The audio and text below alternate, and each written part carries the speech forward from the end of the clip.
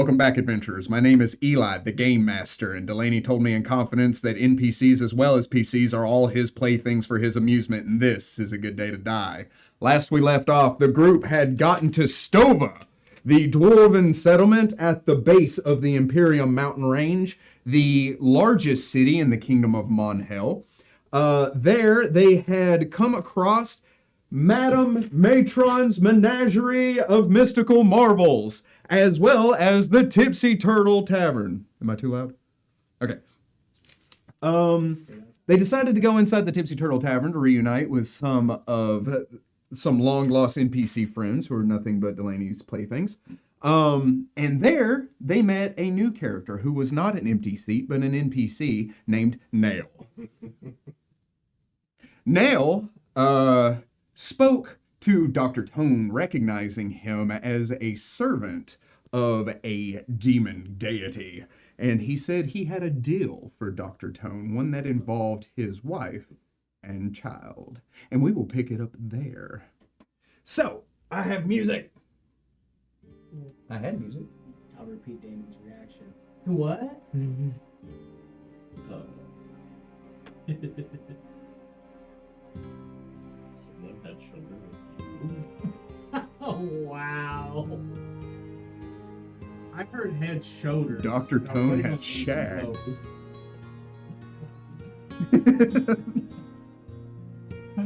You know what you've done. What he did? Who he did. It's not what.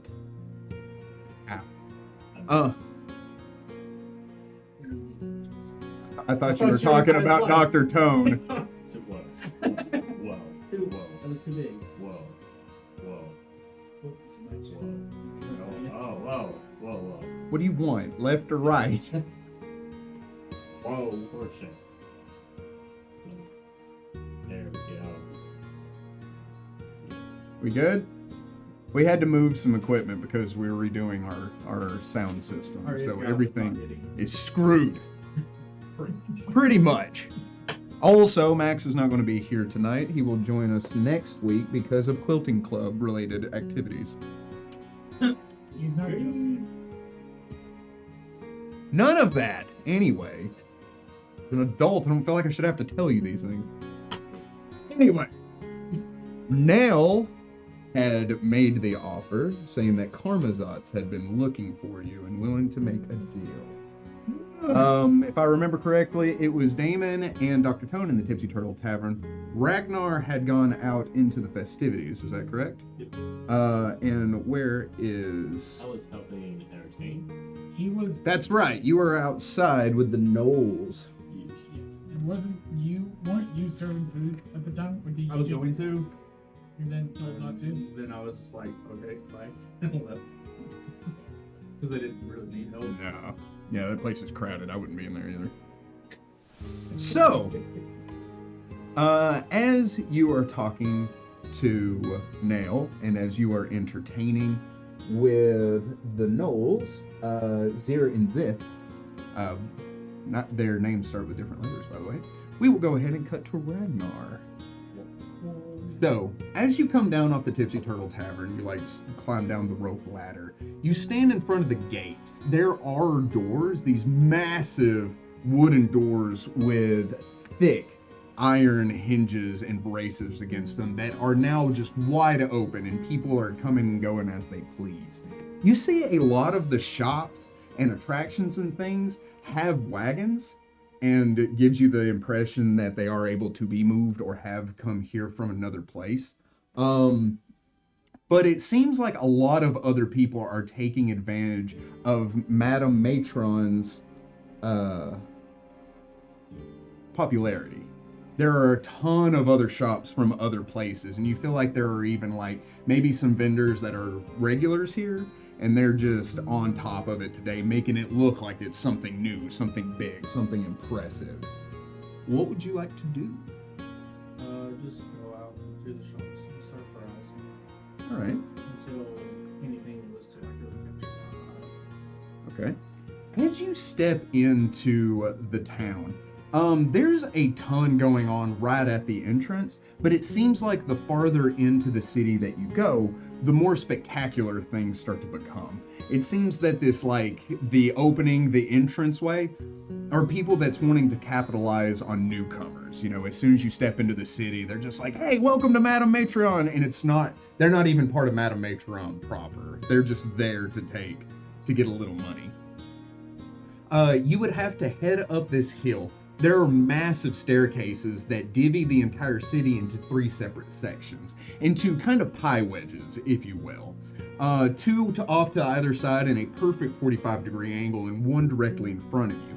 These go up at an angle and they connect to 1 large semicircle where a massive fountain sits in the middle of it. And when I say massive, it is as wide as the base of a building. It is a huge fountain.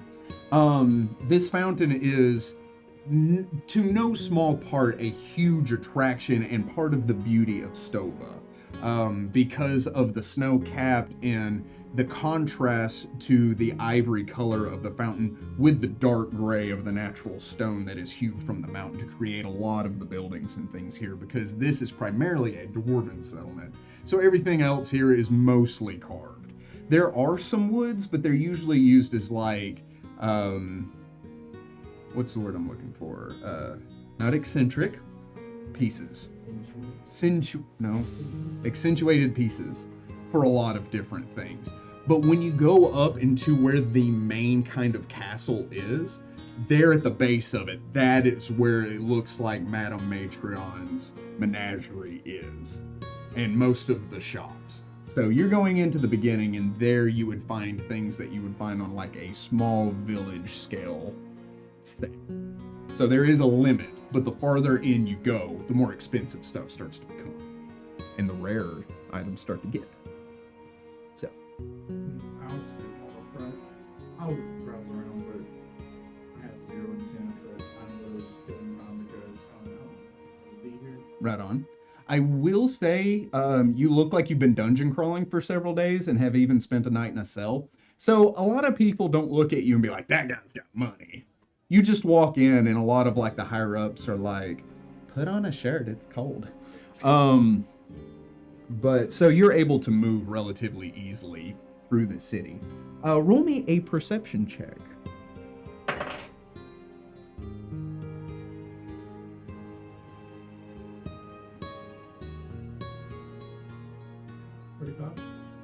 Jeez. With a 35, with only a 35, you barely make it. You start seeing wanted posters. They look freshly posted, and there are different posts for them to be plastered up on.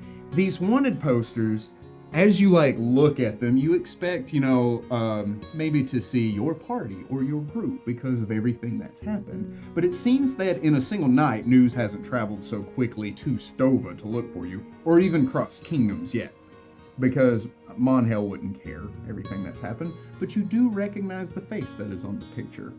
You see Tayrus's image on the wanted posters.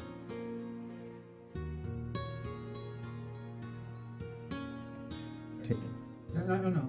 Okay. Does it seem like there's multiple of them, or just Oh yeah, they're all over the city. does it say dead or alive? When you go to read the poster, it is a 50,000 gold reward for Tayrus. And it says, under the order of Madame Matreon. So it doesn't seem like this is a Stova exclusive thing. It seems like these wanted posters are traveling with the carnival itself. I'll take one since there's a lot of them. When you read into it, it says wanted for kidnapping. That's all it says. Mm-hmm. Then my mission would be to. Oh, and it does say alive. Wanted alive. My mission now has become to if there's anything about you find, and then also to specifically. As you start to go through the city proper and you start to get into the shops, you do get to several of very nice shops. So masterwork equipment, even some mundane items if that's what you're looking for. But when you start getting into the magic shops, You get into an area where you see a lot of different magic shops, a lot of booths, people selling like different wares, and they are kind of limited on what they do have. As you start heading into this area, you do see amongst all of this, there is a single door standing all by itself. It is beautiful, intricately carved. It is a dark green with these kind of swirling orange colors that rise up from the bottom and then decorate all the way up to the top. You see a massive metal kind of plate in the center of it, but you do not see hinges, nor do you see a doorknob. So it looks more like a plank of wood than anything, framed. And in front of it, you see a small goblin with a top hat and a crimson vest. So he's wearing a velvet top hat, velvet vest, and he has a cane. So this is what you would see amongst the other magical shops. So if you're looking for a specific item, you would find it here. Anything belts? Belts? If you would like to do some shopping, you can do that. That's all I do. Okay. But, would I find that out there? What kind of belt? Do it line 4? 4, you say?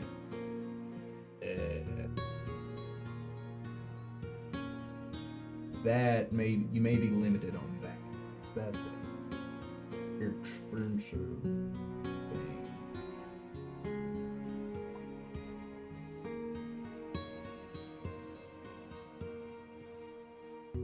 So you would have to go to settlements. Yes. I'm sorry, it'd be a 2, not 4? 2, not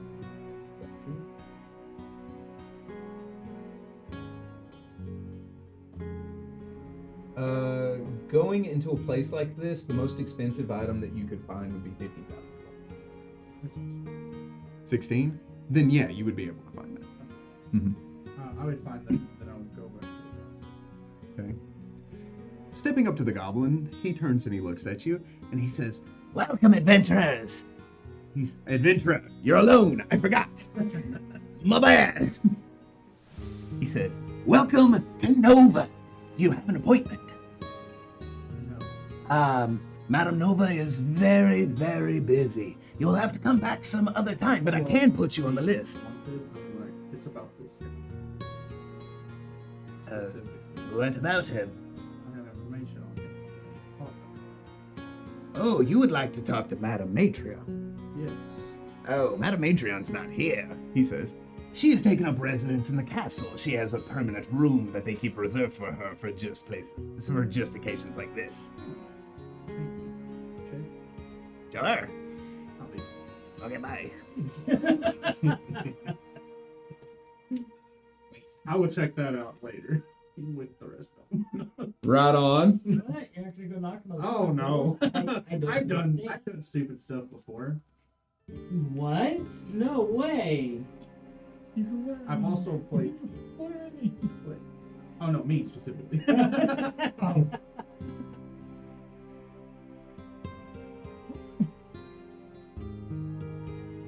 So, stepping up to the castle proper, it is not as decorated as an elven castle, and it's not as grandeur as a human kind of castle, but it does look strong. It is very plain, but it has these deep grooves cut in it and these towers that rise up high to overlook everything. You do see arrow slits around the top of the towers, and the drawbridge is down. That fount actually has a river that runs to it that flows to the castle and then encircles it into two different directions.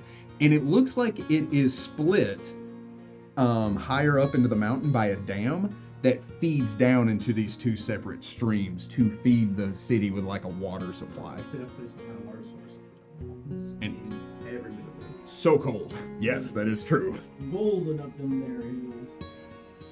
Adamantine. Anyway, The castle itself, though, does have this bright silver kind of trim to a lot of it, which does make it stand out in its own way, almost like ore veins in a granite slab. As you approach this massive structure and get to the front of it, the drawbridge is down. There are guards that line this drawbridge, and people are just casually moving in and out and doing business and seeing things. It seems like in this time, whoever's in charge is leaving it open air for the people to come and visit to look. So, and even on the inside, there seems to be some vendors and people talking, just kind of back and forth. I'll just go in and see if there's if I can find her. I've met her, correct? No. Then I would actually stop at one of the guards before I get into it and ask them where she would be.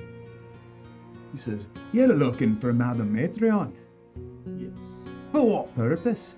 I'll pull out the wanted for this guy. Oh, is that so? Some of her bodyguards are around. He says, "I bet you wait right here. I'll go speak to them and I'll come and get you." Okay. I'd meander in more. Okay. I'm pretty sure he can find me. No. He's just like, there he is. You just kind of meander about. Yeah. Now, in here, because you're in the castle, people do start talking to you and they start trying to peddle their wares. But it is nothing that, like, if you're like, I'm interested in this, you could find it and purchase it. So, it's nothing worth describing, being like, he pulls out a potion. Wait, he does? Oh, yeah. Do you want me to describe it? We talked about this. As you wait, a few moments later, you see that dwarf stepping up, and these dwarves are dressed in that same kind of dark sheened gray, with the silver lining, and their shields have in dwarvish, death carries no meaning. They all carry that. You don't speak dwarvish. Nope. They all have the same neat little symbols on their shield. That was Brandy. But a few moments later, you do see somebody walk up. He is wearing a scarlet coat that buckles in the front and has a hood that comes over, more of a cowl, not a coat. He has tight wrappings around his chest, arms, and legs. He has, aside from that, loose-fitting clothes, but it seems like where the sleeves or leggings would be loose, he has them bound tight to his wrist and ankles. You see he is wearing Madame Matreon's signature, which is a spider with a diamond on its abdomen. Have I seen that before? Since you've been here, yes, but I don't think Like you. anywhere else other than I don't think you would have seen it anywhere else. He steps up and he says, "I'm told you have business with Madame Matreon." yeah. Pull out the flyer yet again. You're like, it's about this way. I see.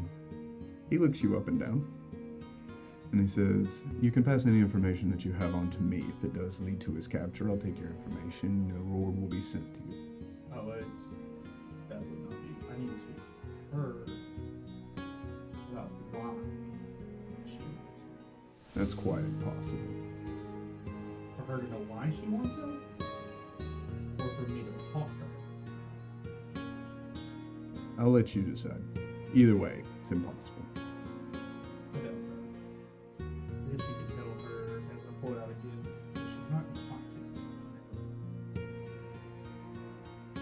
And then I turn around, start to walk away. Do you know Taris? He asks. Do you know where Madame's at? I do. May I speak to her? Why? I need to hear it from her. Why? Who are you to demand something from Madame Matreon? I'm not demanding. I just want to be able to hear why she wants it.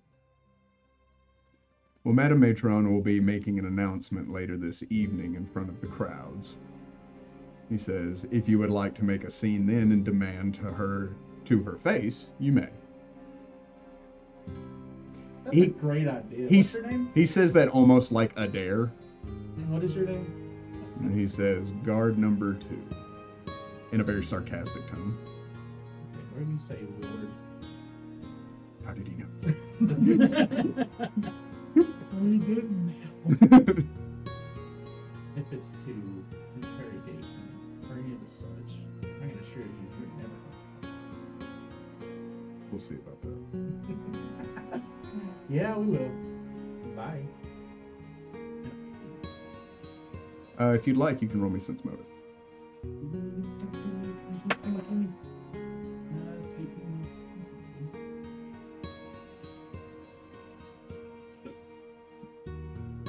Ha, 3. You read this guy like a book. Too bad you're illiterate. That's not accurate. He watches you leave. He just stands and he just watches from the time you turn around to the time you walk out. So, where do you go? I want to head back to the Turtle and Tipsy Tavern. And I might have said turtle, it's a tortoise. It's a tortoise. Simon taught me that! Anyway. I'm going to head back to the Tavern Tipsy Tortoise. Yes. As you are on your way, unknowns to you, in the time that it took you to do all that, another conversation was had. Oh. Does that have to? No. That's all up to you, buddy. Damon just said, what? What? Now I've got your attention, don't I?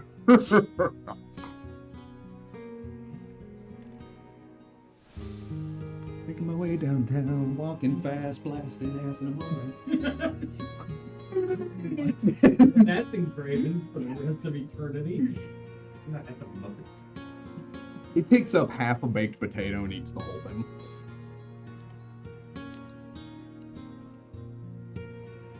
Wiping his hands on his uniform that never leaves a mark.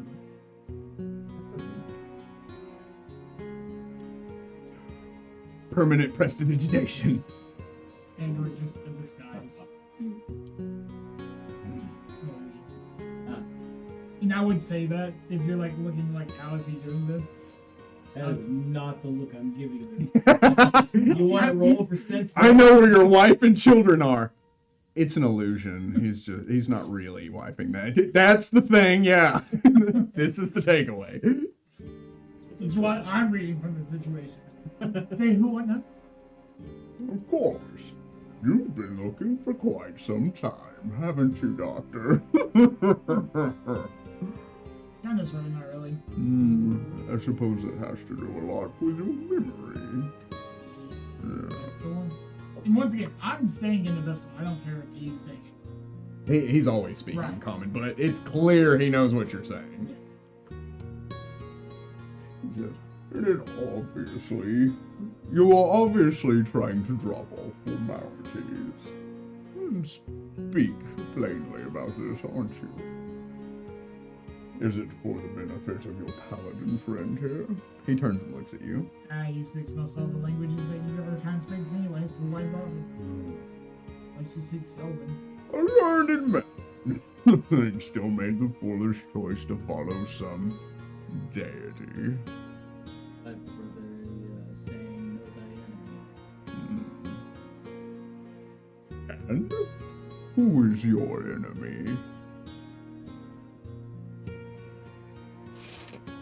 He smells the air, he just... You stink of positive energy.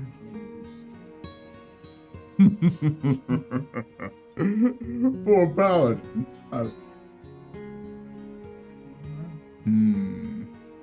Now, I don't make deals with them. I go to the source. Is that so? Well, you, of anybody, would know why that is quite impossible.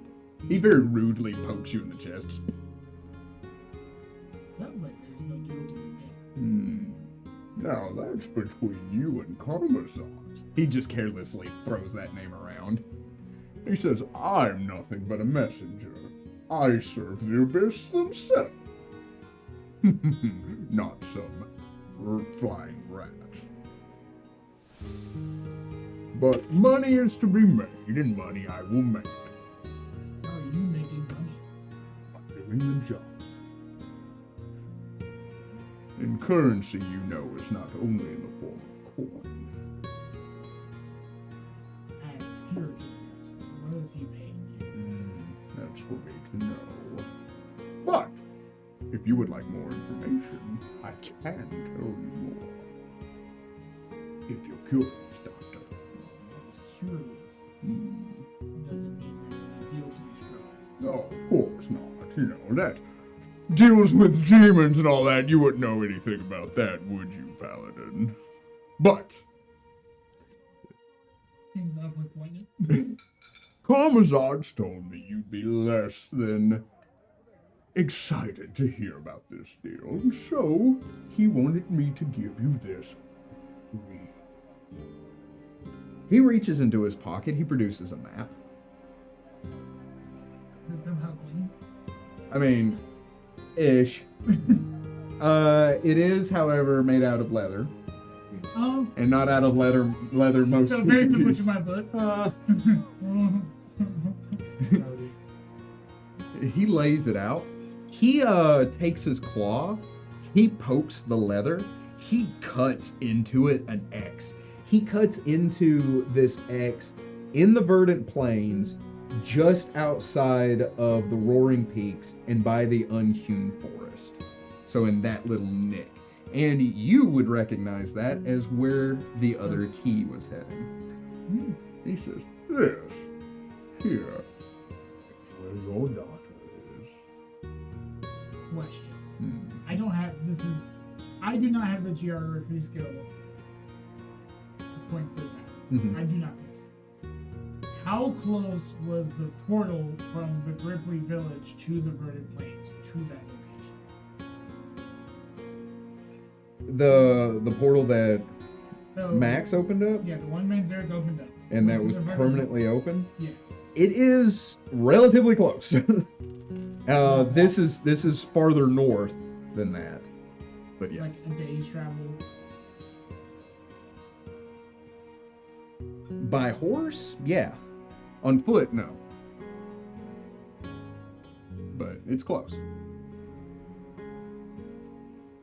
And that is just to whet your appetite. If you ever do want to find your deer. He reaches over and grabs your shoulder, and he tries to pull you into him. You can try to fight it if you'd like. I feel like he would know fighting it only makes them happier, Mm-hmm. so he doesn't. Says, your deer. Wait, but closed. Everything that he's eaten, it's yeah. there now, and you can see it. Or, if there's a time limit, you might want to take this consideration. What is he tapping when he taps? Your forehead. In my perspective, it was, yeah. Because they look like eyeballs. But take this into consideration.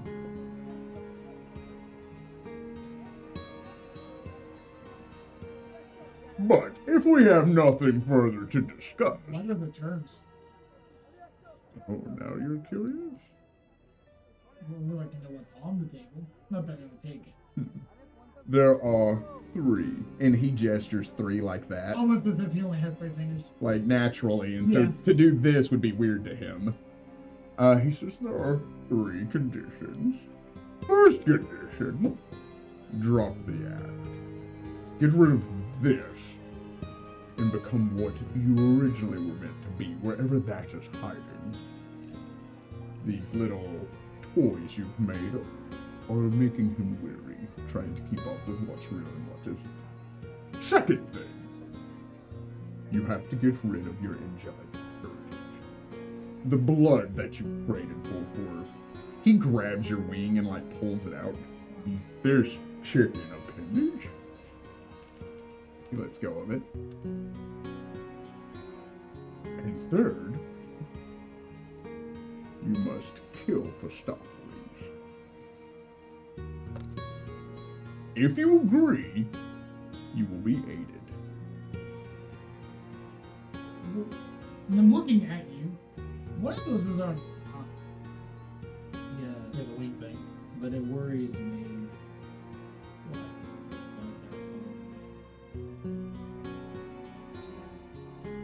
And I'm talking to you in the peasants. Everybody sounds like. No. That ugh is way too deep. It's a high. It's a I learned mine.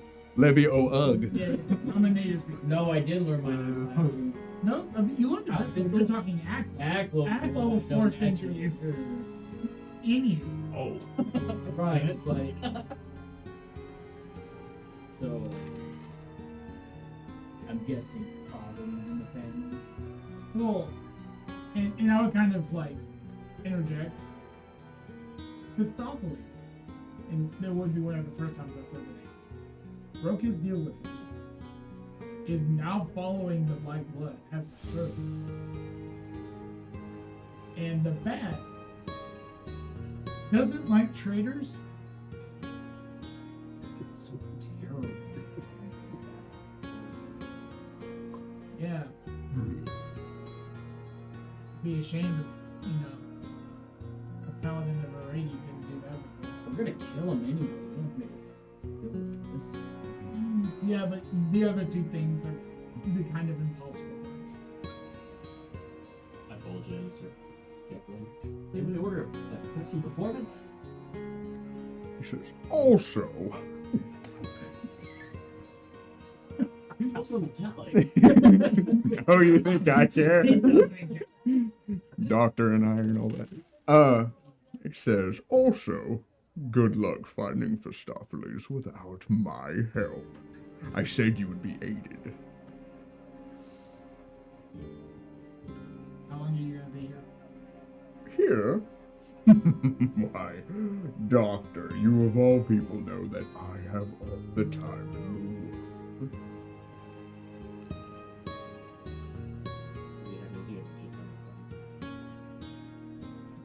I mean, he's very well dressed, but he carries no items that you can see. You want to try to steal from him? He has true city. Go for it. Let's see. Same thing. He's not this big. Do you have true city? No, I have seen this. Yeah. Yeah. I thought you could see through illusions before. Same thing.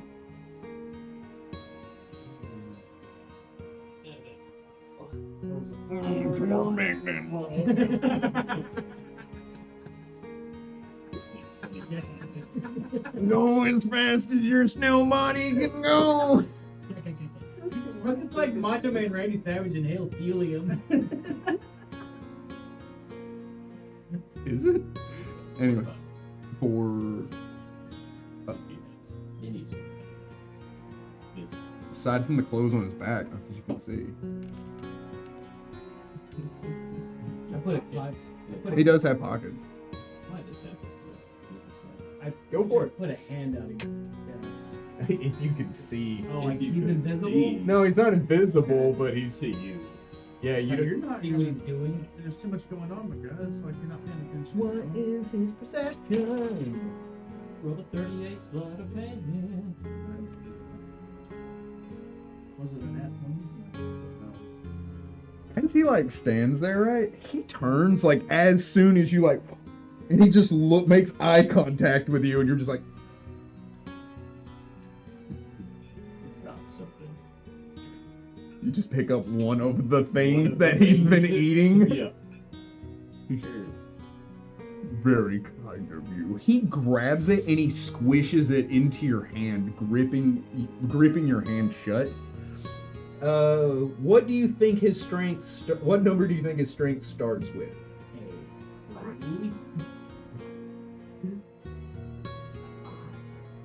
38.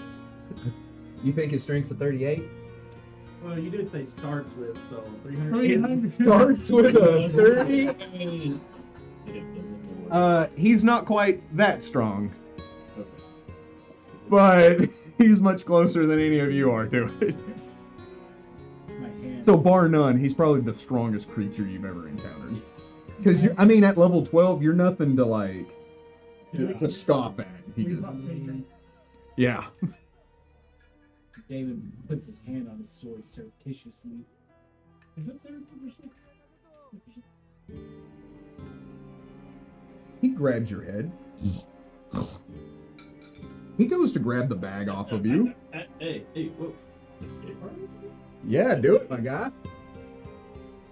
You're about to be one carat less. 36? 36? So, who is this?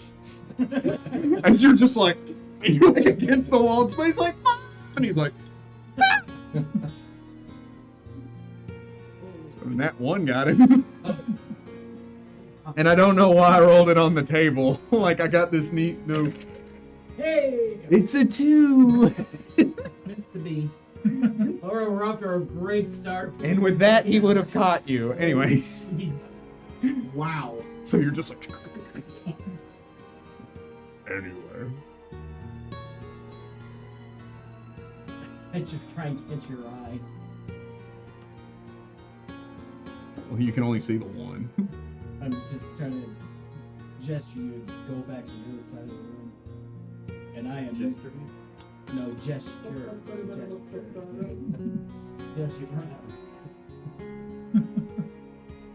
But I have an expression on my face like Hand joke. dead serious. One item. I'll stay within automatic distance. Within belching distance. Nothing this guy's for. Do you speak in this? Of course. Now I do. Like, yes. What am I, 17 maybe? Not just like you I just picked I have one. I believe do. I'm closer than I have right. I stand up and scoot my chair back. Doc, I believe this should conclude our business.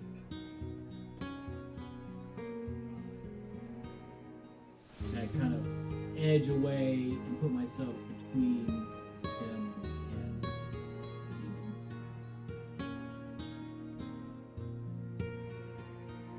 Don't let anyone tell you what to do, Doctor. You've spent far too long with that already. Make your own decisions. Whether you accept it or not means nothing to me.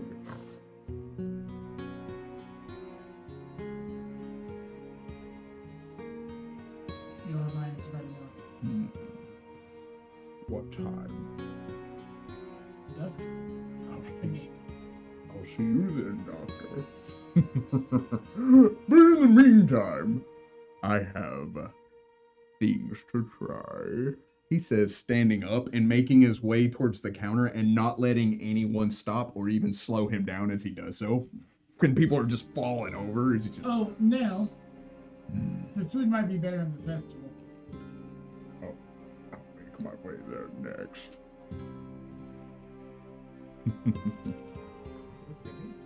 He says, there are so many delectable things running around as it is.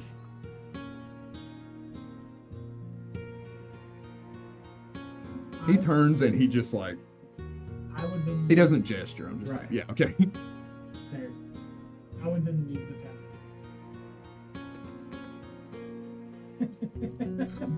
More solemn, but yeah. I gotta calm it down now. I just imagine Ragnar grabbing the ladder and going, the turtle's like, Don't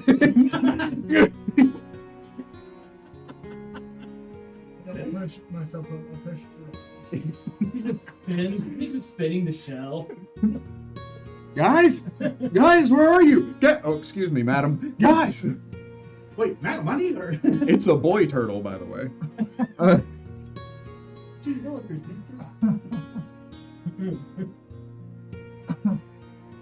Saw his testicles. Anyway, Are you proud of yourself? I can tell you he wasn't. Because he should have looked towards me like I'm about to say something I regret.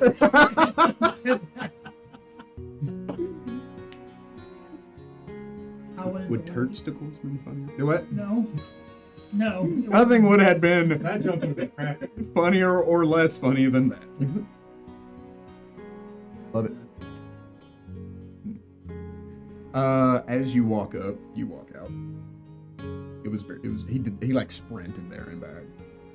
The time doesn't line up, but screw it. Close enough. I mean, he moves naturally at 40 feet around, so. He's just 50 if I feel like it. He's just Olympic power walking through the. One foot's always on the ground. What's that called? Power walking? That's what you said. Yeah. Power walking is called power walking. $20 is $20. Said we got a festival. Maybe just behind me. As they make their way down the ladder, I wait. He thinks we use ladders. And Damon's like, ugh. Wait, do you have a? You got the cat's grace thing, Yes. but you do take damage. I take the most minimum damage. Yeah. You can probably tank it and just walk away. I know. Look at the thing. Yeah. Mm-hmm. I have to do it. Just stand up. Superhero landing. Doesn't even phase me. Lives away. It's so We have this whole conversation like 3 times a day. You can't be doing it. It makes me feel cool. I found this really cool portal plank It's a door. door. There's no hinges or knob. There's a goblin. So how do you know it's a door? I don't. I think it I'm might be more of a portal.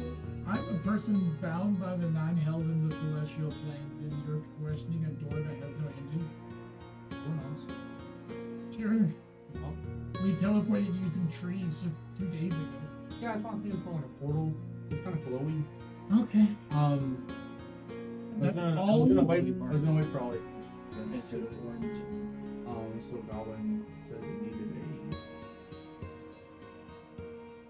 appointment. Here's what he used. I'll go with Appointments cool. to see who. Yeah, let's we go to it. Appointments to see who. That's what we want to find out.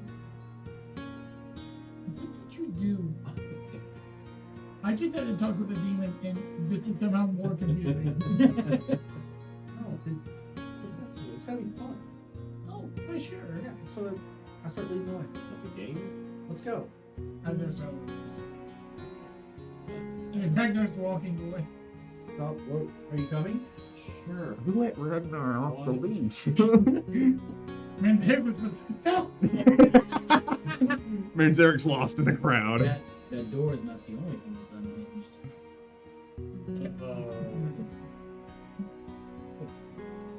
You know what? It's just 2 out of 2. It's some points in Where are we going? How will I show Same you? character. There's this thing. I wanted to check it out, but I was waiting for you guys. right? And you got the appointment, so we need you. Sure. This is Lead on. I literally just lead them back to where I'm. a symbol. This is my appointment. Wait, it's my alerts. World needs more.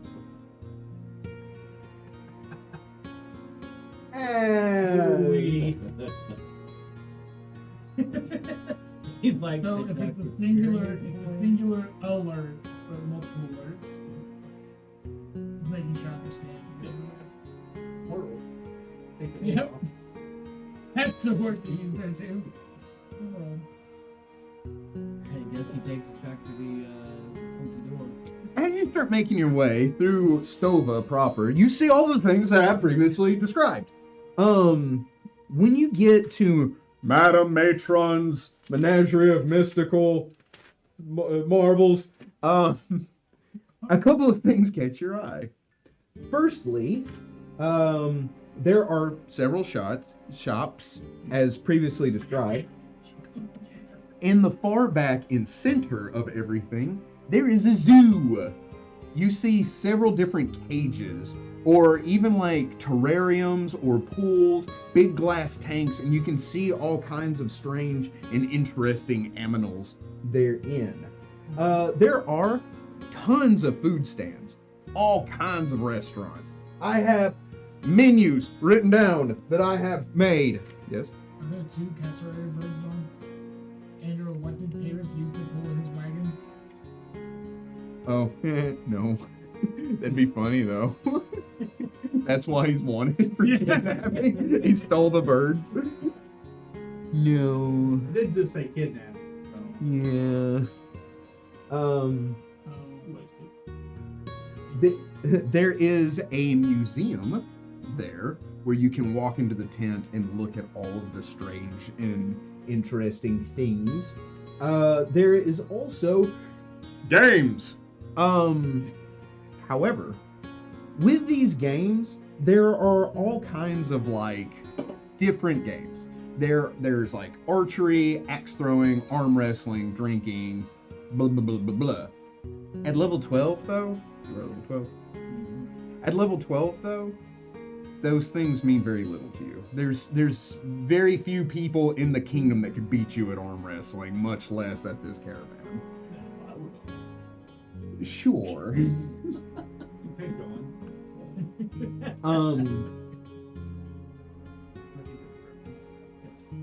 However, some of the games that do look interesting to you, that look maybe a little bit beyond what the normal person can do, and when you look at these games, you can tell these games are meant to be nearly impossible for the average person to do, but they are fun. So people will try to do them just for funsies. One of them is called Method Mayhem. Another one is called The Battle Arena. Another one is called Battle of the Bards. And then there is The Wizard's Duel.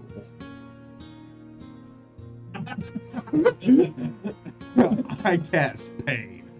Not one. Can't get enough. There are also some interesting attractions that you can visit. One is the Phoenix Ride, where the giant phoenix that is periodically flying wide gears over everybody, you can go up there and the phoenix will pick up a kind of trolley with you in it, kind of like a hot air balloon basket, and will fly you a full gear around the mountain so that you can see everything. It is hella expensive for a normal person, but for you guys, it's just like, oh, cool. There are mammoth rides. There are wizard shows where people doing crazy cantrips and things like that. There are the place is lousy with bards. There are robotic pelican rides. Not pelican. Pelican. I don't know if I'm saying that right. One more time, just in case. Pelican. There's also a petting zoo, and the most interesting thing you can do at the petting zoo is for a copper coin, they will give you a tiny little, kind of brass trinket, and you can feed a rust monster. Little tiny rust monster. You just throw it to it, and it goes, and then it. People love it. It's crazy. Anyway, like it can pet you too. How much for the rust monster to pet me? You mean to pet the rust monster? I want to be chewed and spat out. So. Those are words he's... The wizard. I'd like to go Dual to wizards. Oh, so it means there's two people? It's like I can tank it and you can throw it. Tank the attack and you throw the attack. oh yeah.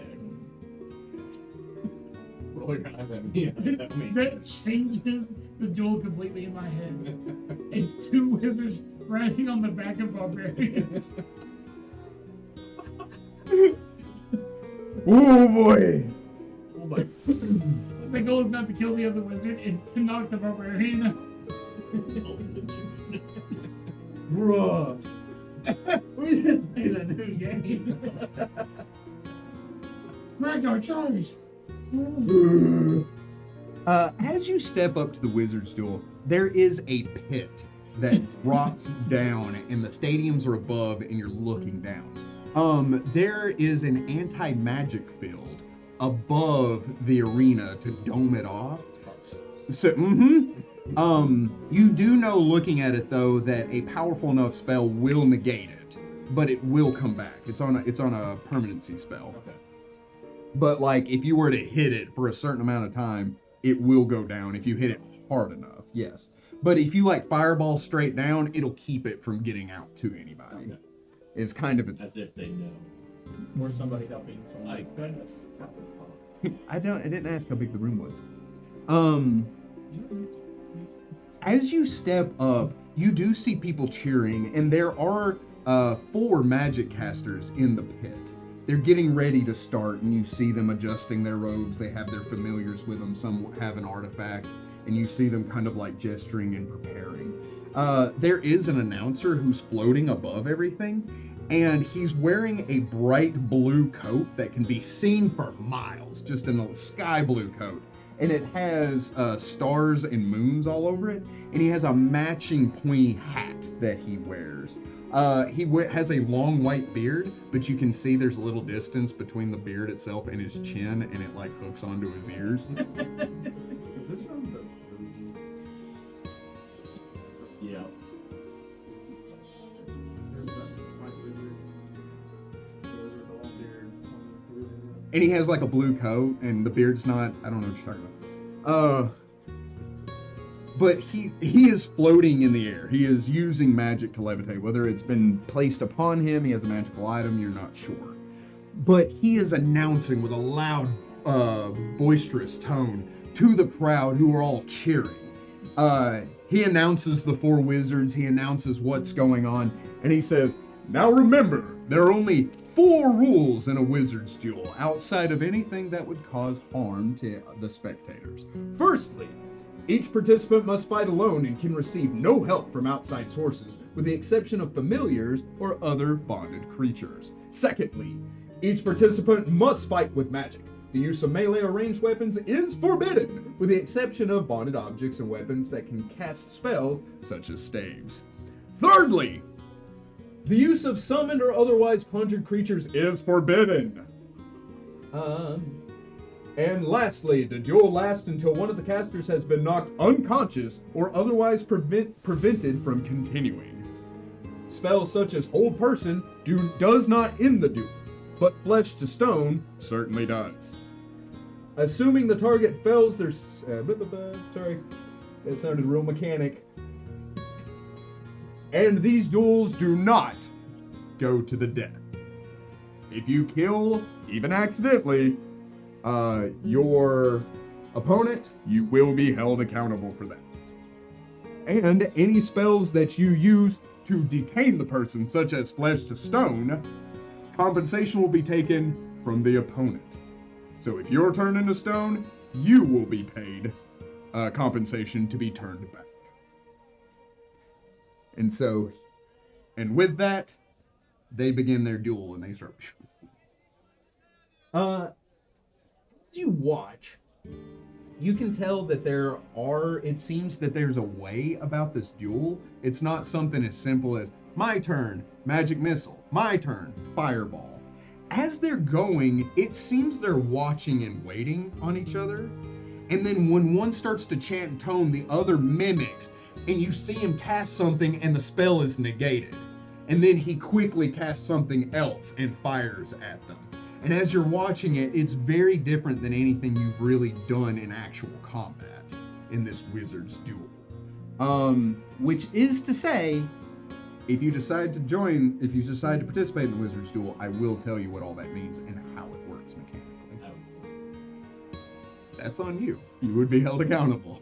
I don't. I didn't kill. Well, you can do lethal damage to knock them unconscious. Yes. My bombs, they were magically made but cause physical fire damage, and that still count. No, because that would be potions, and so it's not a bound item. Yeah. And immediately take it. Okay, So Well, so is he. my rope is not bound to me, but if I strangle one, does it count? No. It doesn't. Right. He is. There's no count. He meant me. It does. I don't want to tell you. You may. Yeah, I don't have anything. We have hit the instant death spell. Oh, Well, that was prepared for battle. I've not redone my Are we not going to the portal? Is this not the portal? No. No. Alright, let's I was go. thinking about the Battle of the Lords. See our Tiefling friend and the one person. The partners in the I Jutsu love that Turtle. man.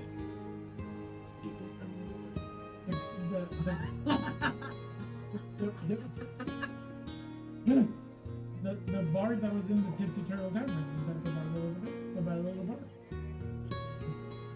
Yup. And didn't the dwarf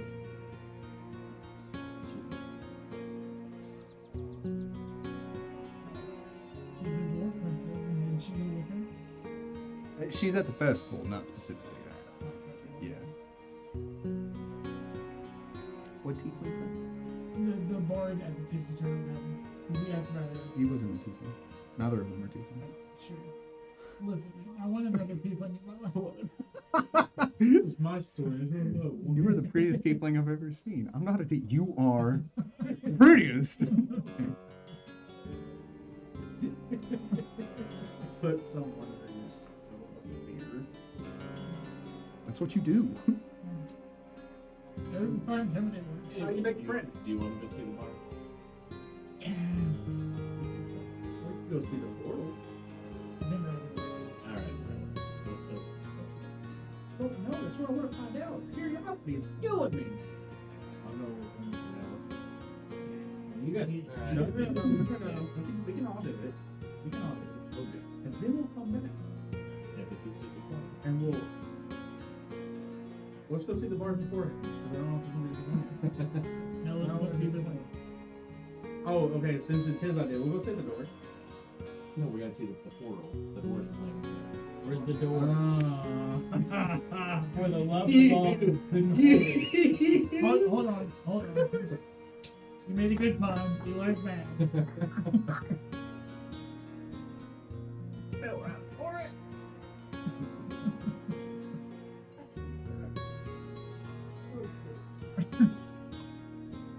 Anyways.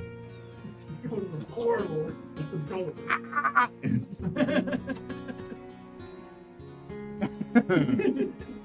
You say that like you haven't always been this. You go to the Battle of the Bards. You go to the door. No. I lost track. My brain was like, we need to conserve power.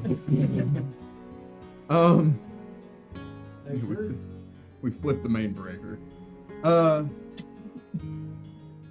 Stepping up to the portal, you see the door by itself.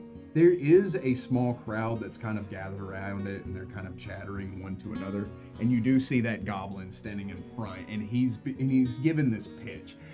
Come on to Nova's magical gift shops. He says you can find anything here, anything from just a small trinket that you lost as a child, or to the most rare magical item. Or if you have the coin and are brave enough, you can alter yourself entirely, permanently. Yes. We have an appointment.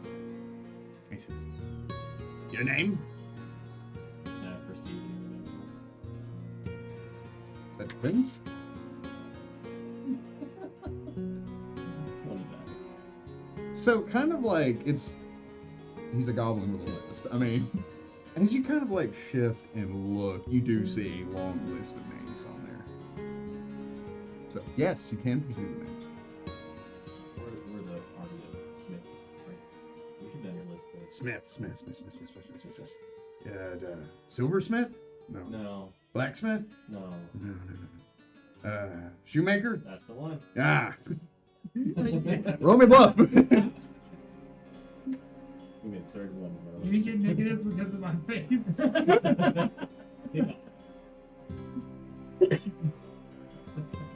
He's good. And he says, well, the previous party should be coming out and you'll be next. You kind of sit. I'm just.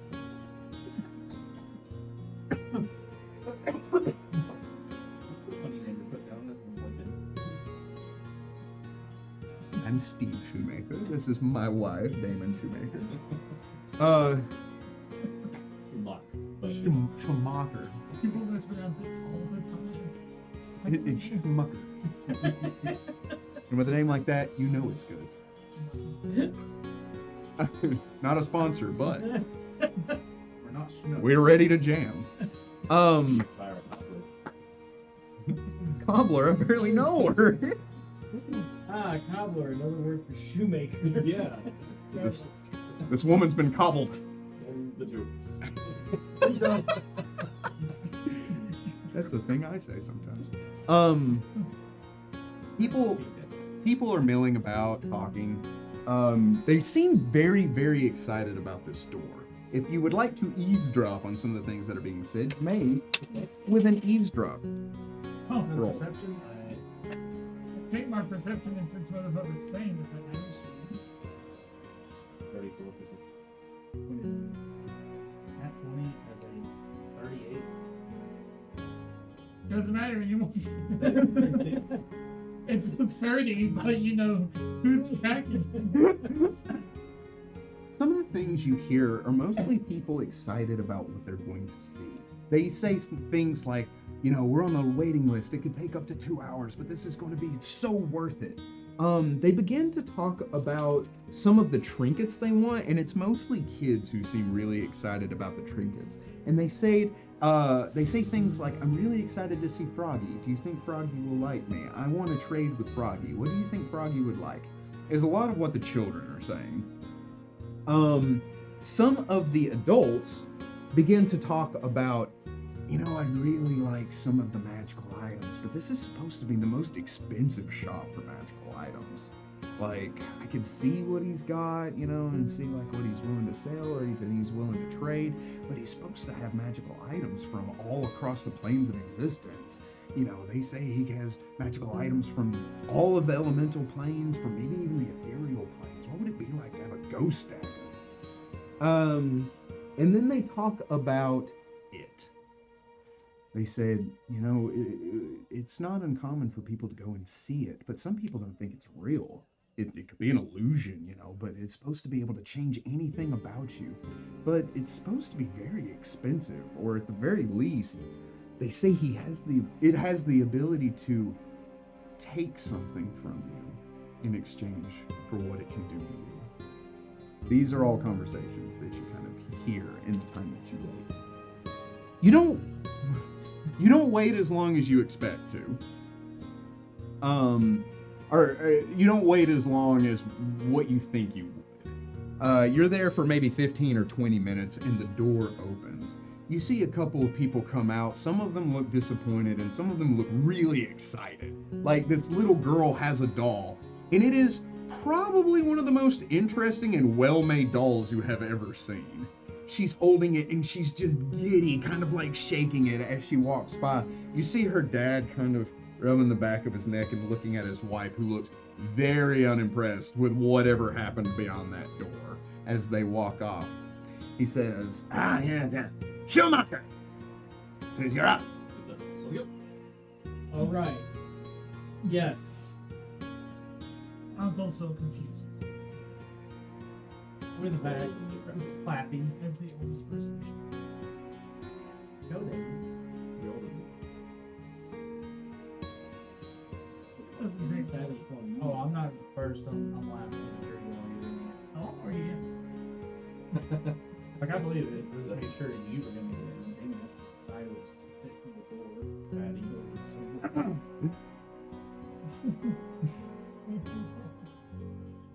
door. Stepping in to this area, the goblin opens the door and he gestures for you to step in. As you do so, he shuts the door behind you and everything goes dark. Suddenly, in a flash of blue, you see torches begin to illuminate. Then 2 more. And you see them begin to illuminate until they encircle you in a wide area. You see in this area there are 3 doors. One door is very short. You would have, if you opened it, you would have to duck and kind of slide, cramming yourself in. A small creature can step in. A medium creature would have to squeeze, and a large creature, it does not look like they'd be possible to go through this door. The second door is pitch black.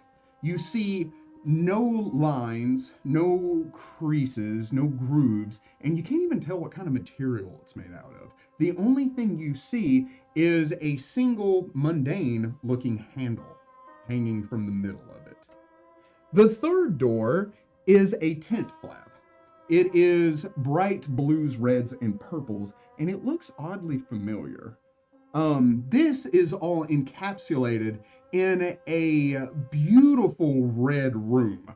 The top of it domes up, and you see the night sky above you. You see clouds rolling in front of the moon, and you see stars as far as the eye can see, and even some streaking across as you look up at it. So it's in motion. It looks alive.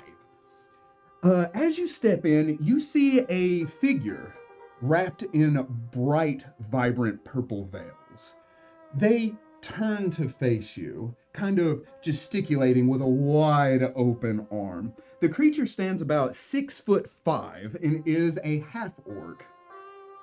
Her hair is done up in a kind of a beehive style, and it is kind of sort of, but much wider than that.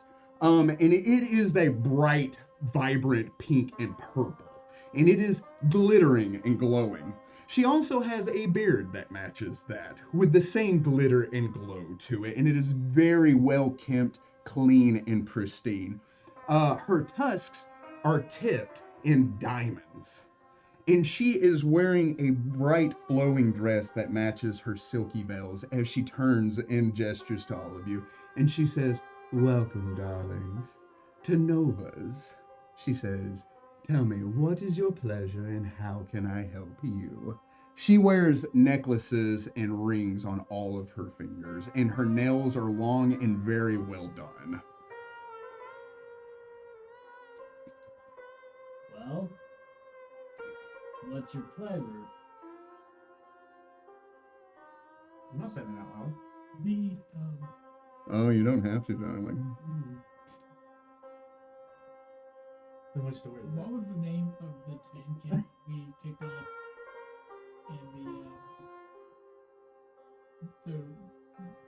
in the tree? We went into his tent. We sold. Oh yeah. Do it? That gin We got that the we soul stole back. the soul from. Oh, that wasn't a gin. There was a gin in there. There was a gin kin in there, but it wasn't him. He was a merchant. Was it Yes. She was a gin kin. Her name was Jen. Jen. Short for Jenny. Ginny. But that tent, I even say out loud, is that the Merkin's tent? Oh, you've been here before. We don't need to go into that door Oh. specifically. Unless you want to. Where does that one go? I pointed the solid black. That, darling, is Sidus's tent. Sidus is a creature from beyond the stars. He travels to and fro, giving people augmentations, granting them different powers. Cool. And he will do it for either coin or a penny. She says as she touches your nose. I'll walk up to it. She watches you go with a smirk. She says, "Be careful, you never know what you might lose if you choose not to pay with coin." I have nothing to lose. Which one do y'all want to go in? It's the other. She says, "Oh, that's Froggy. Froggy trades with trinkets.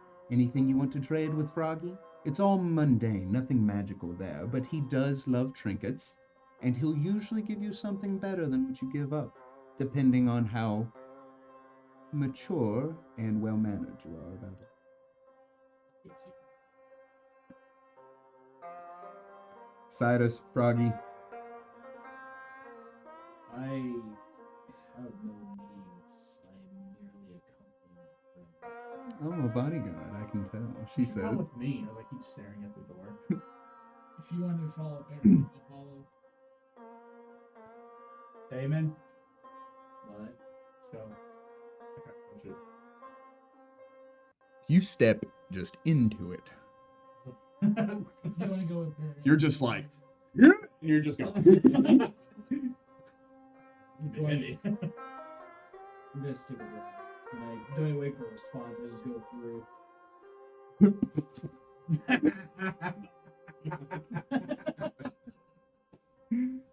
I'm just kidding. You go. That would have been funny. That would have been hilarious. Not too good. I know what it is. You don't. I go beside you, sister. With them.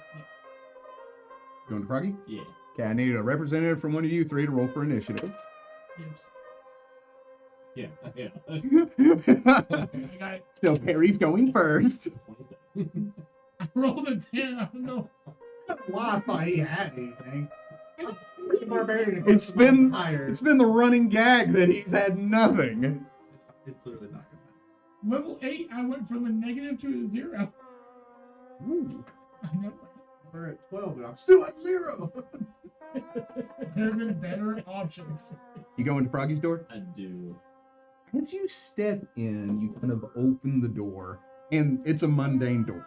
Where theirs is like magic. This one's just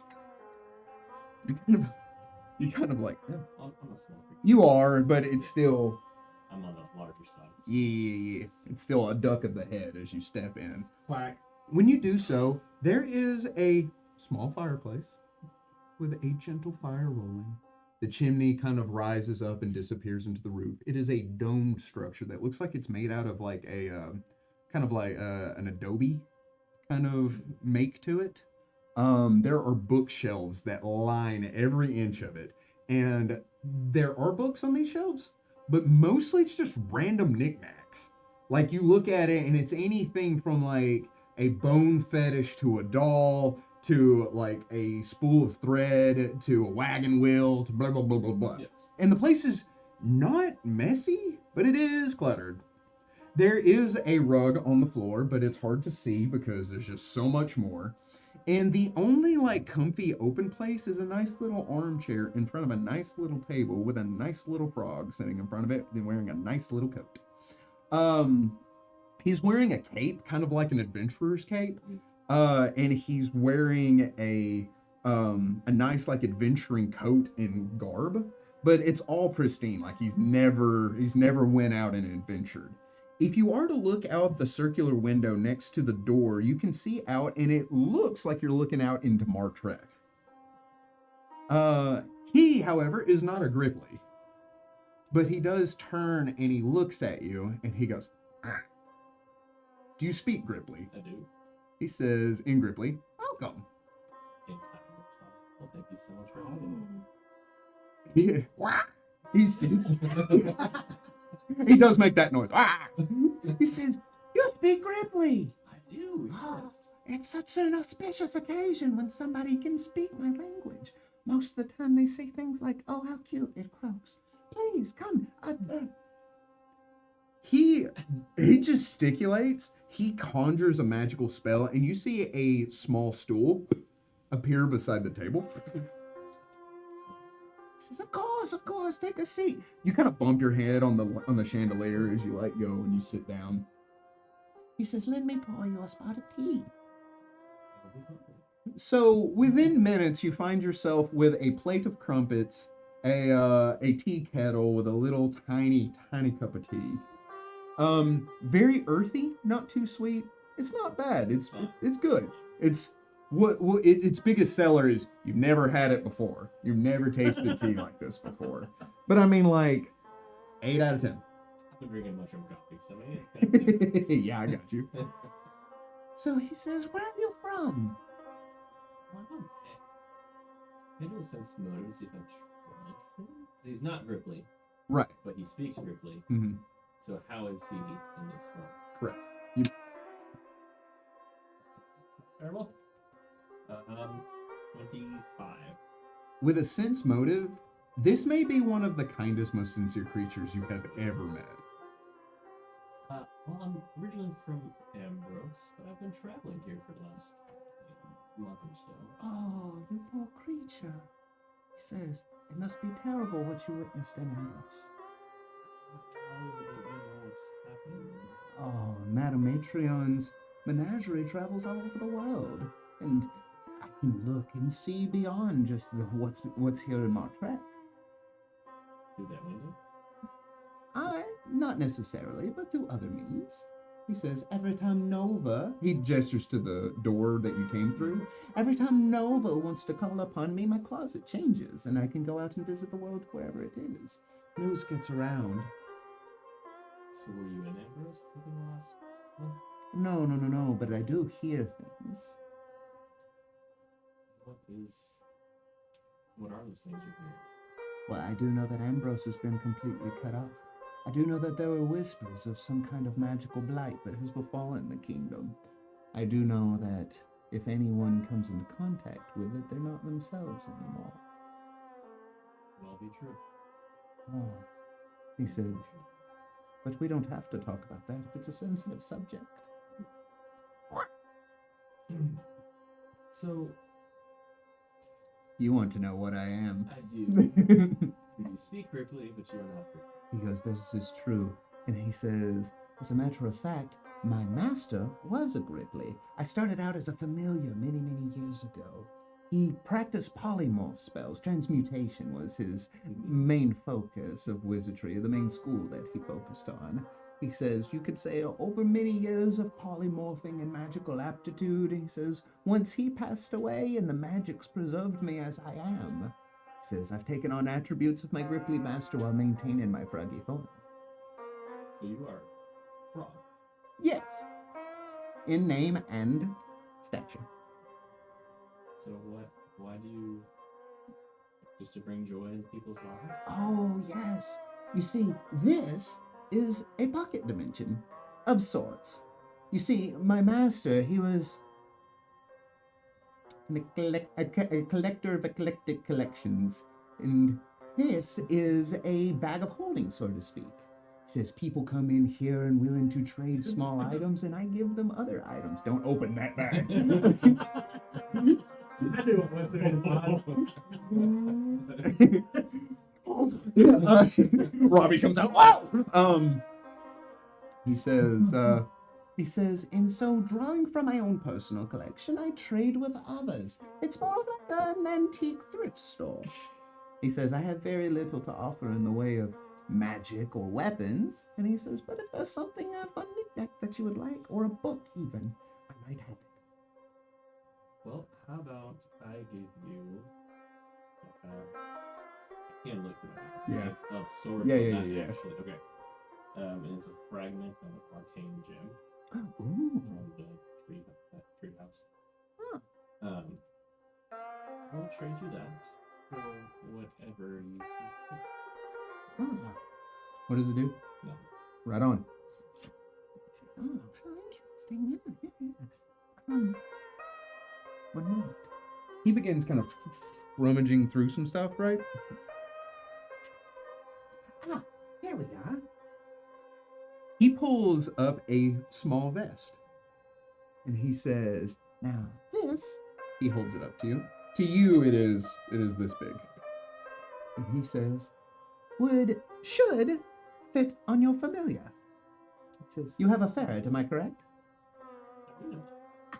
He guesses, and he says, but any magical amulet that you might have, he says, he taps a metal ring on the back of it, and he says, you can fit into there, and it will infuse your familiar with whatever powers that it may have. He says, technically, right now it's a mundane item, but don't tell me that it does that. Right. Well, Froggy, it's been a pleasure. And a pleasure meeting you. And your name was? Perry. Perry. He says with a smile. A pleasure meeting you, Perry. I hope the rest of your day isn't just annoying. Annoying? No, never. I love meeting people. You speak other language? Unfortunately, no. Says just Gripply. Okay. I wish you a wonderful day. It's pleasant.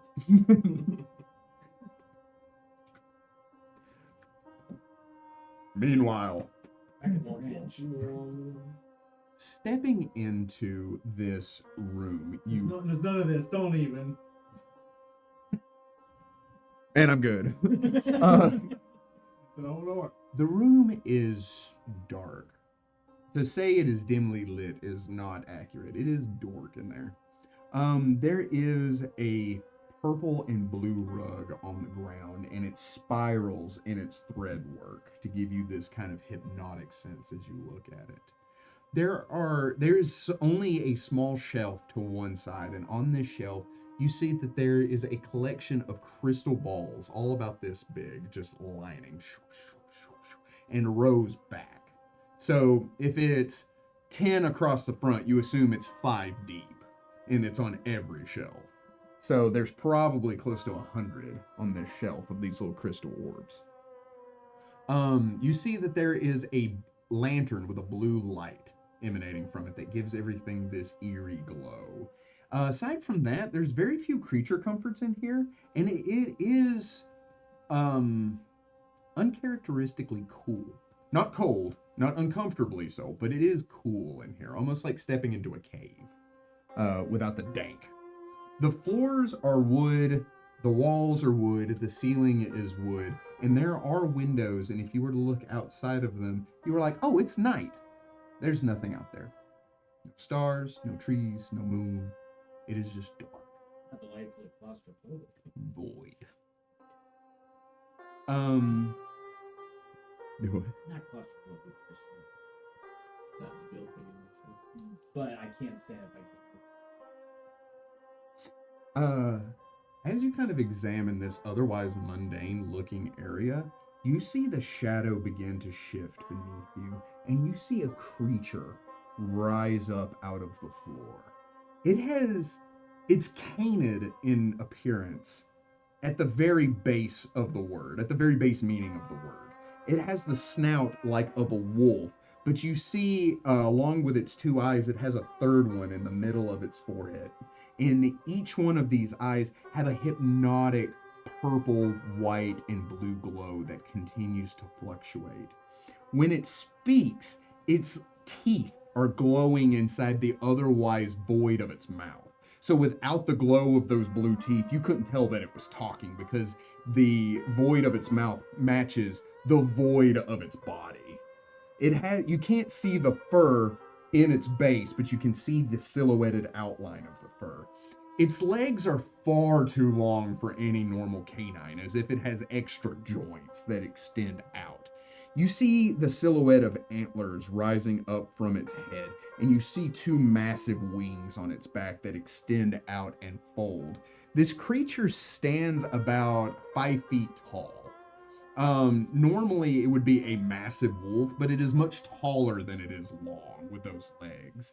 As it out of the floor and looks at all of you. You may.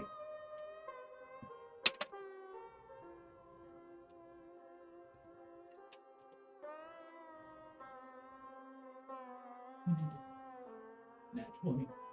With a nat 20, you do know what this is, only because of what happened to you. This is a void creature. Void creatures can take on any form that they want.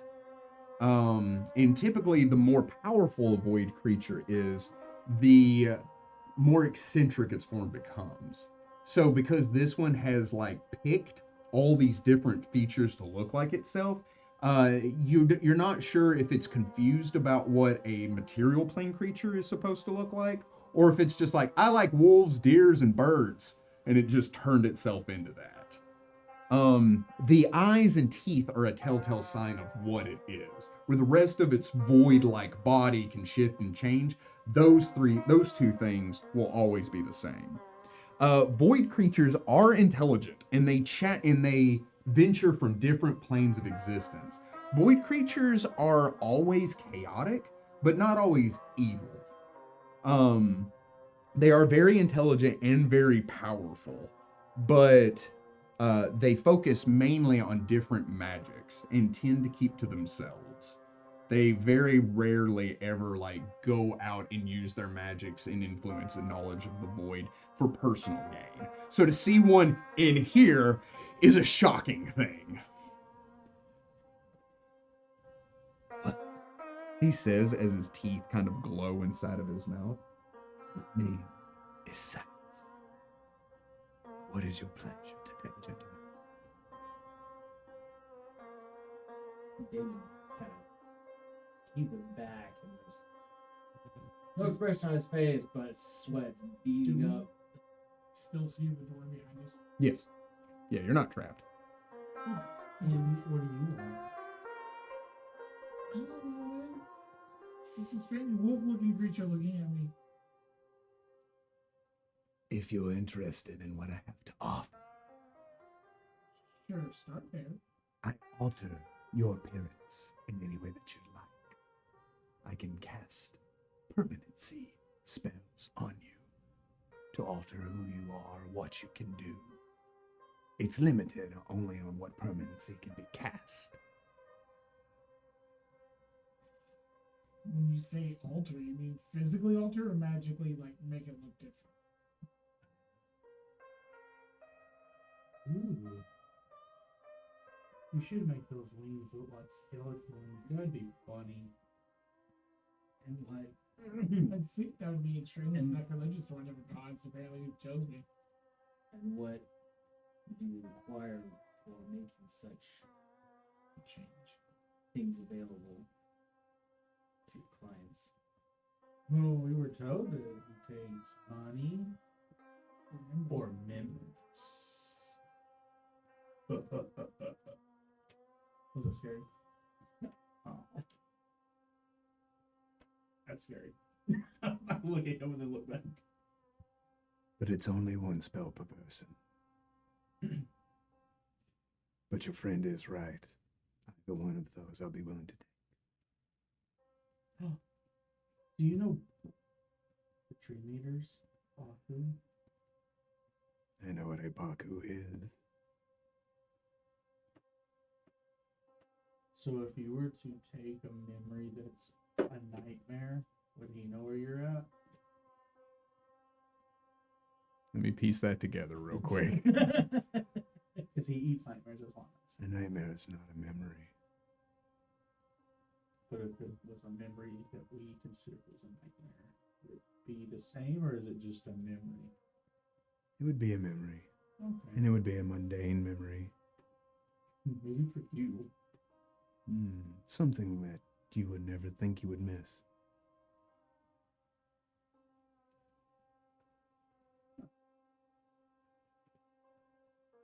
What can you do? Let me rephrase that. What do you think would be best for me? Well, it seems you value your strength. It comes in many forms. Yeah, that's a two. I can permanently increase your size if you'd like. I don't know if I need that. Oh, you do? Permanently enlarged. Yeah, I know. You can't see your top. Oh. It lasts longer than 4 hours. Please continue. Oh. He says, I can bestow you with the ability to comprehend languages, to see in the dark, to detect magical items, to be able to read magical items, to see the invisible, or to speak any language. Ooh. So mechanically, if you would like to look up Yeah. the permanency spell, there's a list of See things invisibility. on self-others, or objects that he'll be able to bestow upon you. Oh yeah, I'm just going to find like seeing invisibility. You can do that. Yes. Sounds good. Yes. But doesn't each of them have like a specific cost? Oh, I know. And he said, and that would cost you 10,000 gold pieces. For a memory, right? Yes. How do you decide what memory? I don't. You do. When I go to take it from you, your mind will give me a memory.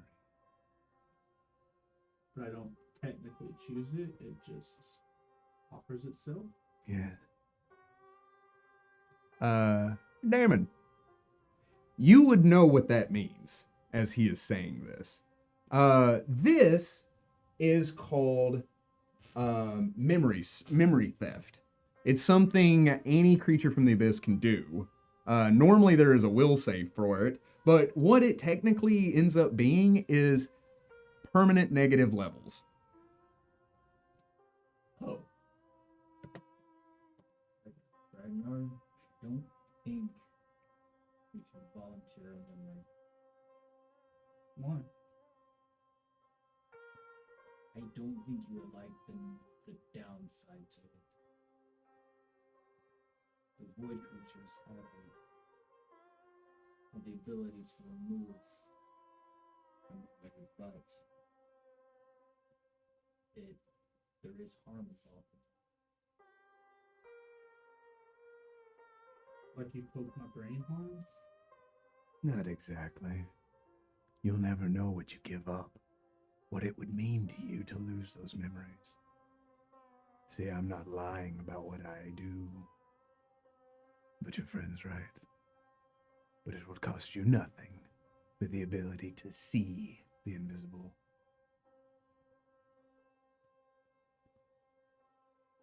There's a lot of stuff I'd be okay with forgetting.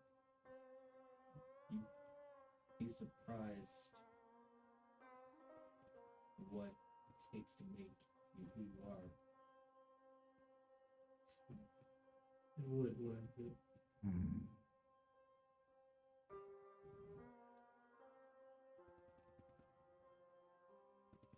Far be it for me to tell you what to do, but I wholeheartedly recommend against it. And believe me, I have memories as well I would not lose. This is who you are, huh? What do you say, Doc? Memories make us. Look at all the hells I'm going through just to get mine back. And at this point, I would kind of saunter over to a window, just look out the abyss. Yeah, it's, yep. I see all and nothingness out there. Yeah, as much as you could possibly see.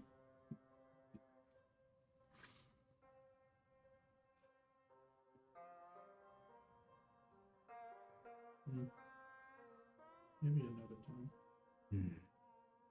Have it your way. Appreciate the offer. Of course. As long as we're here in Stova, my door is open. I am curious, Sidus, how you came to be partnered with Nova. No, lovely, isn't she? Well, it's not a normal arrangement for one of your. No. It was through the merchant that I found Nova. It sounded interesting, and it's a way for me too. You see this arm extend out from his chest. It unfolds to show an extra elbow, and then each finger extends out to show 2 extra joints, and you see there are 2 other digits on that hand. As he gestures to the shelf, my collection of memories. Legitimate. Yes, Fair trade. I never take anything without consent. I nod my head in assent, in acknowledgement of the fact that he is not stealing things. I too have nothing to trade with you this time. He nods. You'd be surprised how many people want to come and see the thing behind the door. While I will admit to curiosity, I do know your kind. And I know that you can be as variable as people. But I find you to be a very polite and civilized entity, and it is good to know you. His eyes close completely, shutting off any glow from his face as he bows his head, and then they open again. He's come a long way. He used to never be like that. We're talking about memories. I'd love to lose. Is there a way I can kind of meander over and look at the crystal ball shelf? You may. When you look at the crystal ball shelf, it's very much Inside Out-esque. These are core memories. You see images playing on each one of them, and they shift and turn as it's things as mundane as catching a ball to things of somebody stealing something to a festival to a child walking. It's just, Can I find like a particularly old one? it's hard to judge how recent they are. You find interest in memories. Yes. What catches your eye? The concept that almost as I've lost memories, I'd like some of them back. I'm only in the business of taking. And fully open.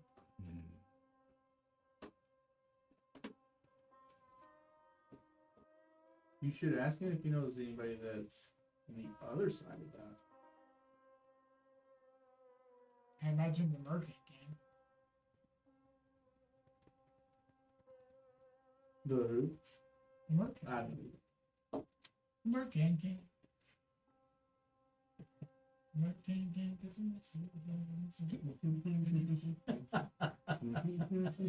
I don't know what's happening, but make it stop. I'm spoofing you.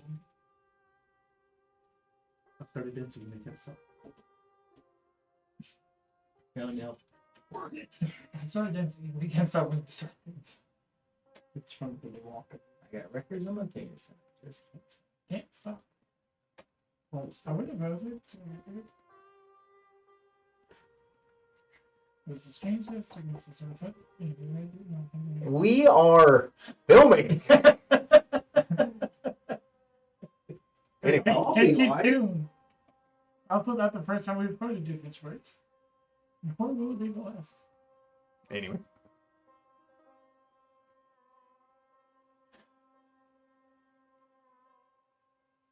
Do it. You should ask We're not even there. As Delaney peers into my mind and goes, he probably could. You know, Hey guys, what's going on? Whoa, what is that? Well, you know which shoulder he's sitting on. The obviously evil side. That's Even the though left my one. chain tattoos are backwards. Well, then, I suppose if that's everything, Wait, hang on. You know him? Or you know people? I know of people? of his kind. That's how do you know people like him? He's not people. Are you people? Depends on your definition of the word. How do you know people like him? How simple. I don't have any other words. I have no desire to explain. And I turn and walk back out the door.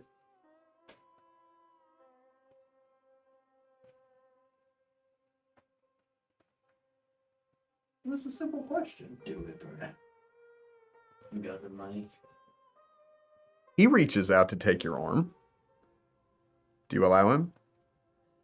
I don't stop him. I'm not sure like what he's getting at. I mean, I know, but He turns the arm over. You still have the bandages?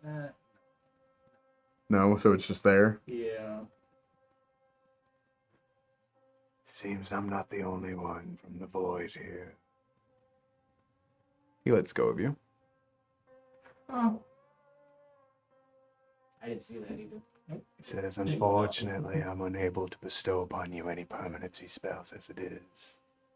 You already have one. It does. Yes. But far be it from me to explain what it is. He says as he backs up. Are you weary of it? Yes. I know what it is, and I know where you got it.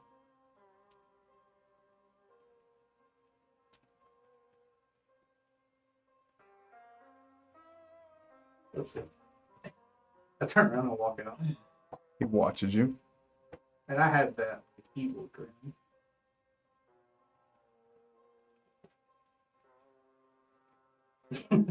You can can't do it. you can change people. Yes. Make an orc an elf, a Yes. halfling an elf. Can you remove something? Unfortunately, no. Unless you're talking about memories. It's kind of my shtick. It's a silly thought crossing my mind. I have mixed blood within me. I'm looking to get part of it removed. Unfortunately, that can only be undone by the one who did it.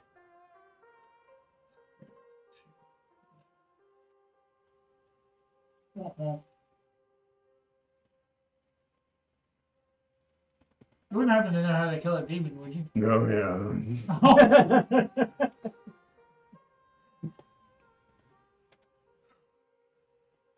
Silly thoughts for a second. Mm, I'm sorry for, I guess, wasting your time. It's never a waste.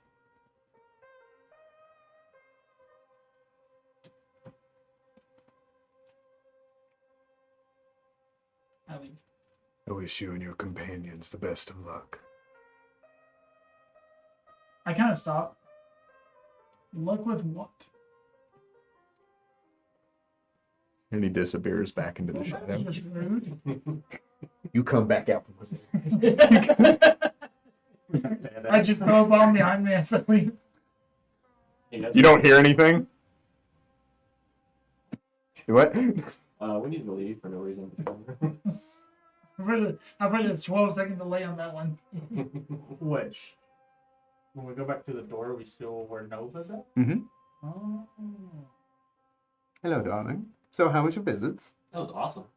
Great. Froggy's cool. He is a fan favorite. Mostly because he's the cheapest. But he's so nice. Oh yeah, we talked for a while. Yeah, so that's good to hear. Are we able to go into another one? You may.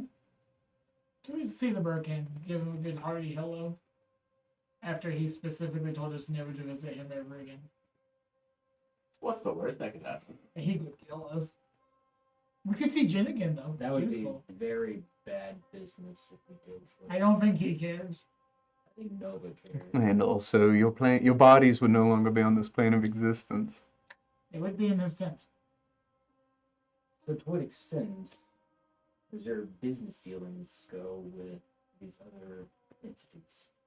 Oh, darling, what they do is their business. I'm simply opening a portal for them. I get a small cut of whatever business they deal. But what happens there is on another plane of existence that has nothing to do with me or Madame Matron. Very interesting business partners. Didn't we make a promise never to visit that plane again? To go through that plan again. We promised never go through the plane of lane. His Right. tent is not on the plane It's not on.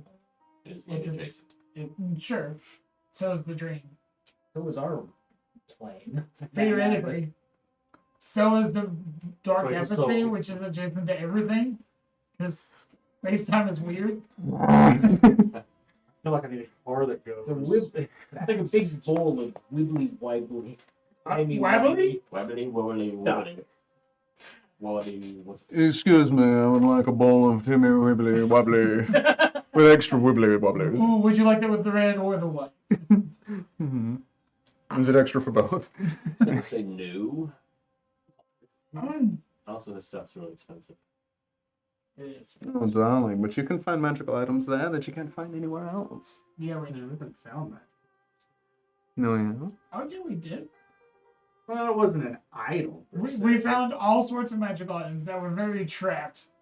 Yeah, he also had souls. No, yes, his tent is the most dangerous because he stands the most to lose if you try to steal anything. Oh, not to say.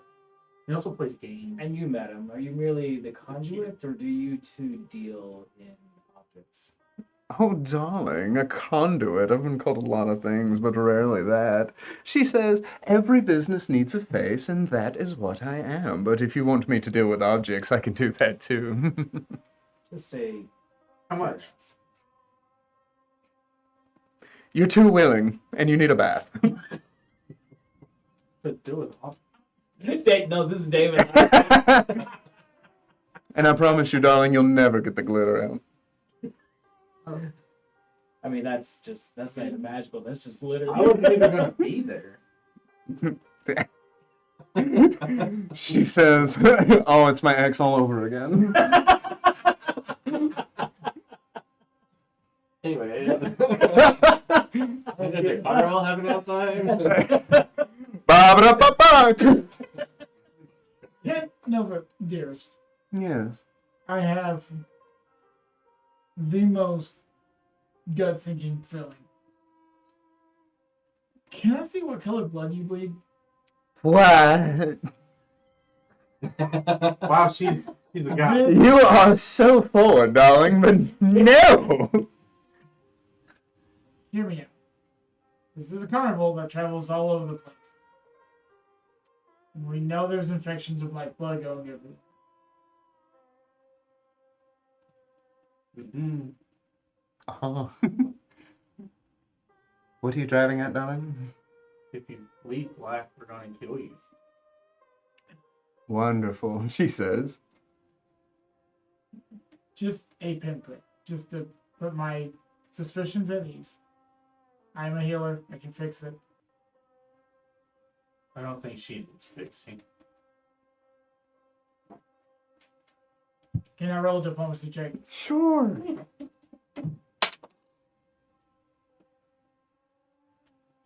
Because it was the have fun with your adventures as he disappeared that would make all of Dr. Tone's red flags just fly up in the air. He said good luck. Sure. Whichever way, it's a 35. And she says, darling, I never do anything for free. How much? She says, how much is it worth to you?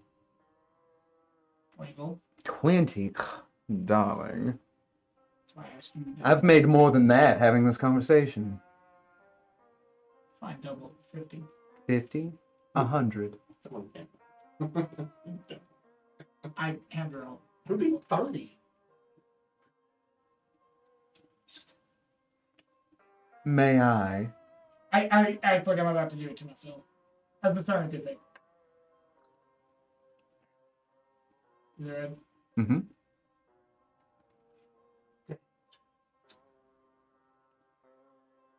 Her hair didn't move at all.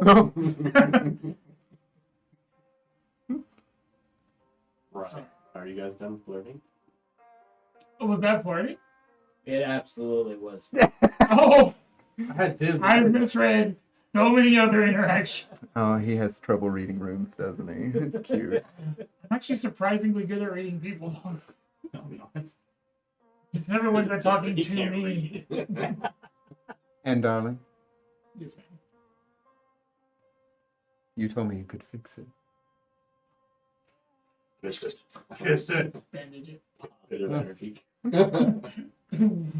She's like, oh, I'll give you a little kiss to make it feel better. no, it's just plain eggshell. It's boring. I don't You don't have anything more vibrant? No. No. That's fine. It's fine. It's fine. It's whatever.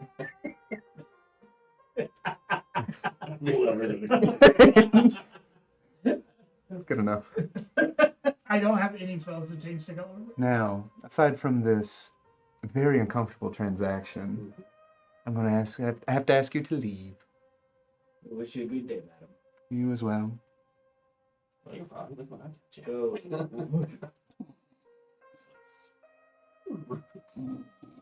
It's a Because curse. it's liquid. It's a curse for us. He just disagrees. Oh! No. Froggy's like, my steed has arrived. The fairy eats him, just comes through the door. Oh, Pulls out, it says pulls out on the side of it. So the amulet only applies to Robbie then. Correct. It doesn't translate to me correct, through magics. correct. But it does? No. Okay. We got him a whiffing amulet. Oh god. I will use this for evil. Yeah. But it's very Every- evil. Every Star Wars fan would always Just a say, gallon of salmon oil. Oh. Add that directly to my belly, please. Within 3. But it was oil. That's the second with unseen servitude. You have one more wish. I've got everything I can do. Everything's tubes. Anyway. Hilarious. Third wish. All right, I go.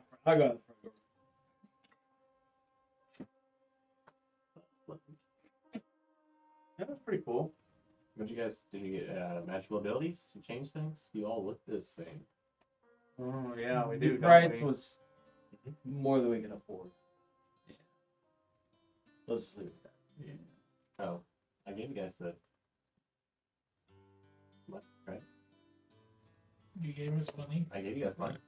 Jesse did. It's in your messages. Oh, Oh boy, we're gonna have to go back and replay that entire damn thing. I put it in. oh God!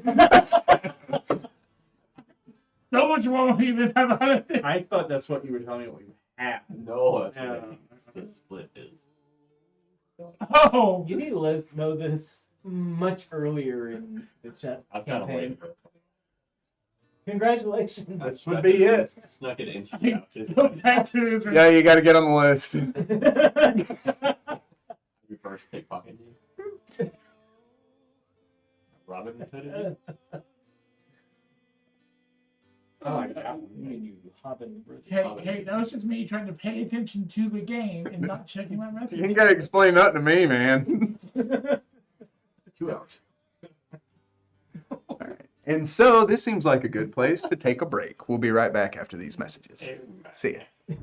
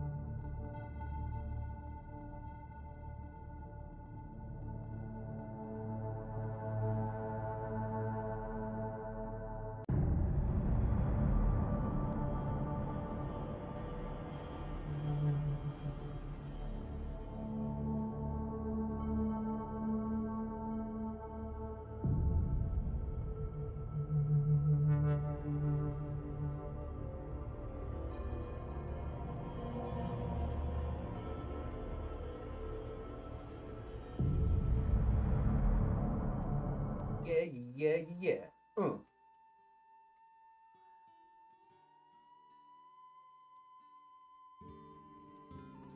Yeah?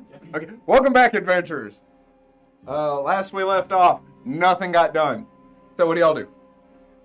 Nothing. They went shipping. Put that removed. Or if you lay it down up. Right in front of you. Because remember, you get paperwork. Whole lot of nothing. Should never pay for people. No, you should just take them. Oh. That'll get Liam Neeson on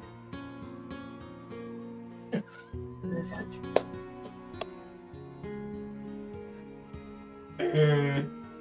Anyway, Liam Neeson used to be a school teacher. He got fired after a student pulled a knife on Oh, him. that's right. He punched him. Yeah. Who asked? Lee. My so what were we gonna do before we went? We were gonna go to the Battle of the Bards. Thank you.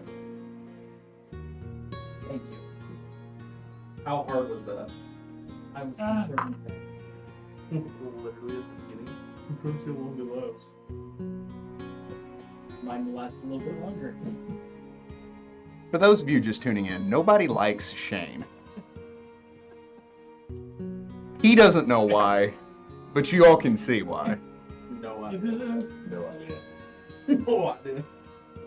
People don't. I had simply mentioned us going to the Battle of the Bards to go see the Bard from the Tipsy George Tavern. I have no strong opinions about doing I think she can. Just to see. I do look sad. You look sad. Well, yes. What's that? That's a lie. 100%. Not He saying that. doesn't lie. That's a lie. You've never lied to me before, have you, Jerry? Yeah. Okay. Well, I know he has. I know he is too. I'm probably him and those rules. Although he's really good at them, which is surprising. Yes, that belongs to you. He listens. Is that how you like Definitely morally Yes. moral compass like check that? We're good to go wherever you want us to go. So much. Well, she Don't say it, Eli. You're on camera. Don't say it, Eli. You're on camera. Okay. Do we need to go back? It's so bad. Anyway. This is the loading screen banter we're having as we're traveling. Look at this wanted poster. That is the thing you see. Oh, if we, I didn't realize. Roll perception. Oh, All over. I see it. I assume with my 20, you want me to actually roll it? No, you're good. Okay.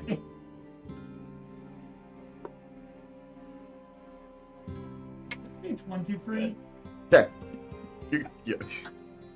I hit him. Why is terrorist on a live poster? For kidnapping. Are there any more details about kidnapping? I went to go speak to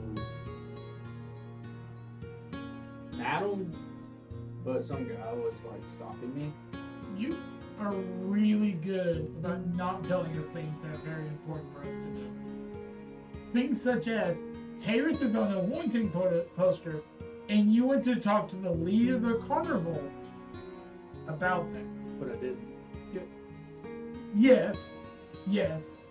But when you saw us at the end, next time lead with, hey, Taris is on a wanting poster, instead of letting us prevent throughout the caravan. Oh, I didn't take care of it. Did you? I mean, Because the voting posters are still up. I took one, and then I ripped it up. See, can we go to the keep? Or I ask wherever this Madam Matron is. As you address him and you turn, you see Taviel or I'm sorry, not Taviel. Not Taviel! Calm down! You see Adriel standing there. He has a dragon hat on and his face is painted like a kitty and he's got popcorn. Oh, what's up? Where? Huh?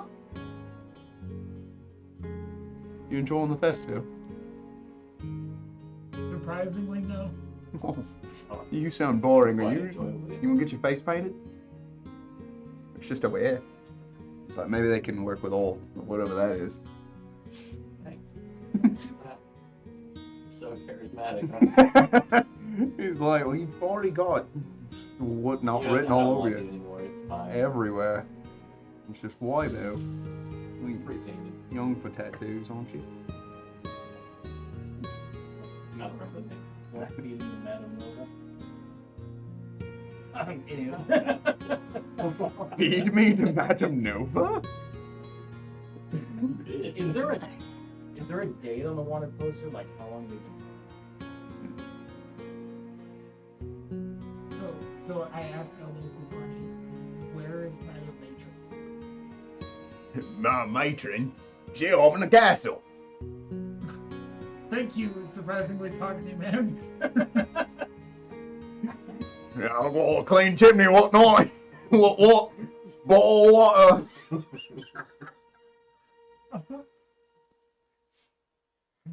I could have You told can't that. just dip on half the work. To the castle. To the castle, yeah. No, we go to the castle. You get to those things I described earlier. I waved to the same guard as we passed by. Boy.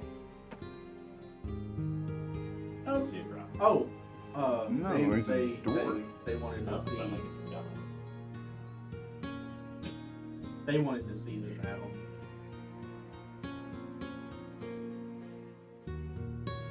Okay. Good night, everyone. It is about the wanted poster. And what do you want me to do about that? Oh, you brought somebody, didn't you? Well, yeah, they didn't seem very interested in talking to you. Well, let's just imagine he's the dumb one and the people who actually know what's going on in Hang on, I got it. Okay. It didn't take long. He's like, sure, I could get her attention again, I guess. Several moments later, and the same guy in the scarlet cloak sees him and turns and begins walking away. What if we knew where Taris was and potentially who he kidnapped? Then I will tell you the same thing I told your friend. Any information that you give us, if it leads to his capture, the reward will be sent to you. Seems kind of sketchy. Yeah, we're not giving him up. How do we know the reward will come to us? Because he's worth more than 50. There are people. Of course, Madame Matron is very specific and very appreciative to those that help. What does she want? He had kidnapped somebody of importance to her. We're not allowed to give any other information aside from that. Like his We're daughter. not allowed to give any information aside from that. Like his own daughter. We're not allowed to give any information aside from that. From the very soul. What? What? Sorry. Sorry, I'm not about to divulge any information. What did you say? Anyway, unless you have something of use, this conversation is done. I have a lot of other leads and people claiming that they've seen a Tingu in the area.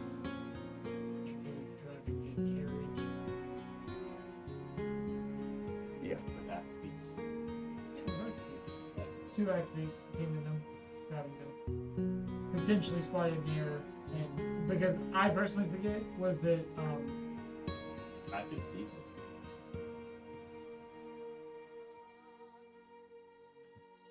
I think that would be interesting. Exactly where it is.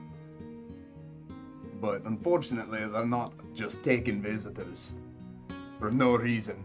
I understand. We do. So let's talk to your spider. Let's wait and see what her speech is. Sure, yeah. Well, if you're interested in talking about Crag, he's between here and Monhill. What castle does he serve? He says he's a lord here, but he's under Monhill. Ye.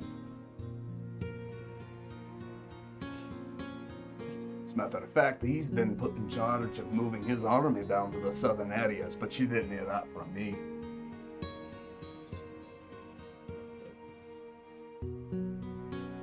And what's my name? Bill Leo. No name.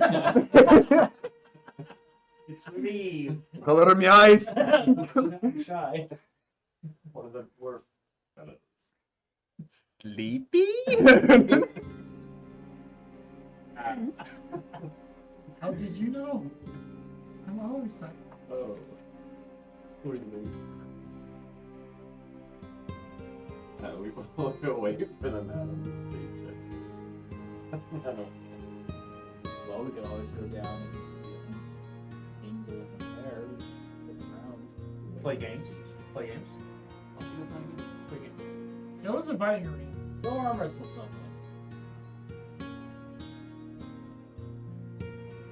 I have to be the one to go. I look at your bicep, which is bigger than my entire torso. Go play chess with someone. Ah, yes, a little chess. Chess Just box. axe all over them. I've been eating his pieces while he wasn't looking.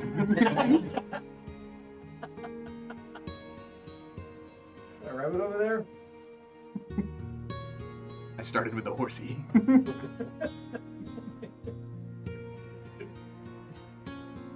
About how long until she will be speech?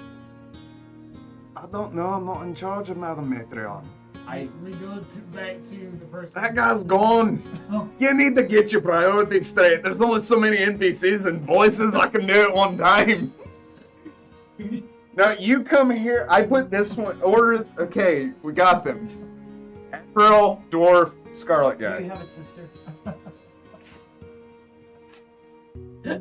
Adriel is like, "You didn't realize that? No, I can't keep accent straight."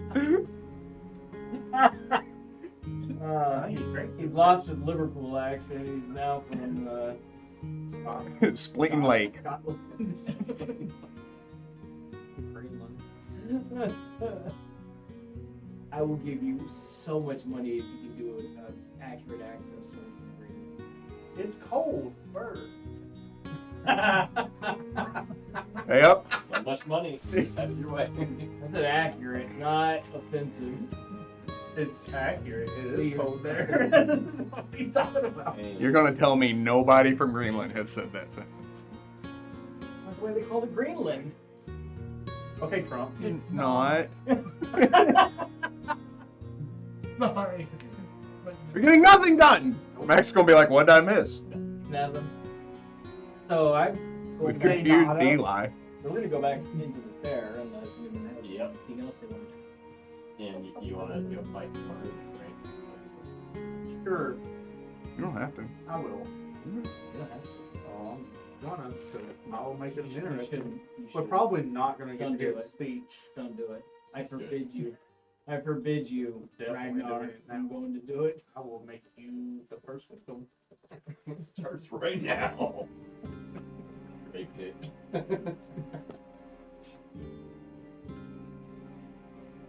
Psychology works really well on it. Or does it? you're saying that after being led into the arena. That's actually. It works really well after shutting the door. I got Good one luck. over on him. Why am I in here? Oh, Ragnar's on the other side putting his stuff down. You do. I don't. You do. I don't. You don't. I do. Rabbit season. Why do I have? Why is this a map I have? Well, if you made it, it must make sense. Alright, so before I go and start opening maps, going to the battle arena? Yeah, that'll be What do the rest of you like to do? taking bets. Okay, that's also fine. I am wandering around. I have no agenda. However, I do know we're also there for a specific reason. Mm-hmm. And so I'm more on the passive perception, looking for anything that might attract our attention, have to do with us.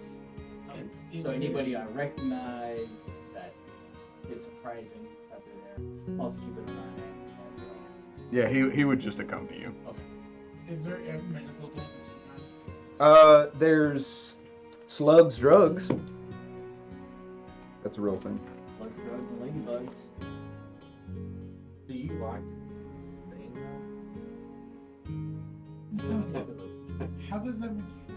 Taylor said in chat, roll a wisdom check, kind of stayed up how well the dude was doing. So there's slugs, drugs, which is a medical tent that sells healing potions and healing items. There's also Spins, which is a necromancy shop for if you're too late to get to slugs, drugs. I'm looking for more of like the medics for the carnival. Like if someone gets hurt, this is what. Oh. Wants to steal them, that person. Yes. I totally don't have a coat that's to have infinite amounts of You should probably get even that. my like minor item that one of the first things I got is called the vessel surgery. I always am considered to have a healing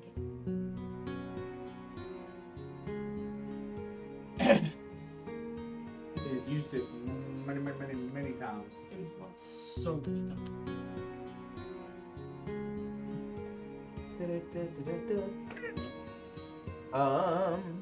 So firstly and foremostly, there are 10 different sects of dwarven religion in this area. All of them under the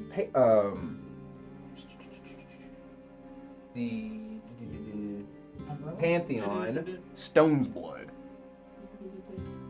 And so it's not hard to find a cleric or a worshiper of some different sect of Stoneblood.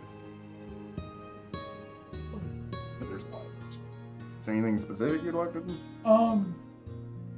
I would specifically, because I haven't had a good chance to do research on this since I've learned the name, but asking about the name of the deity that gave me the gold tattoo. Because now I know that her name.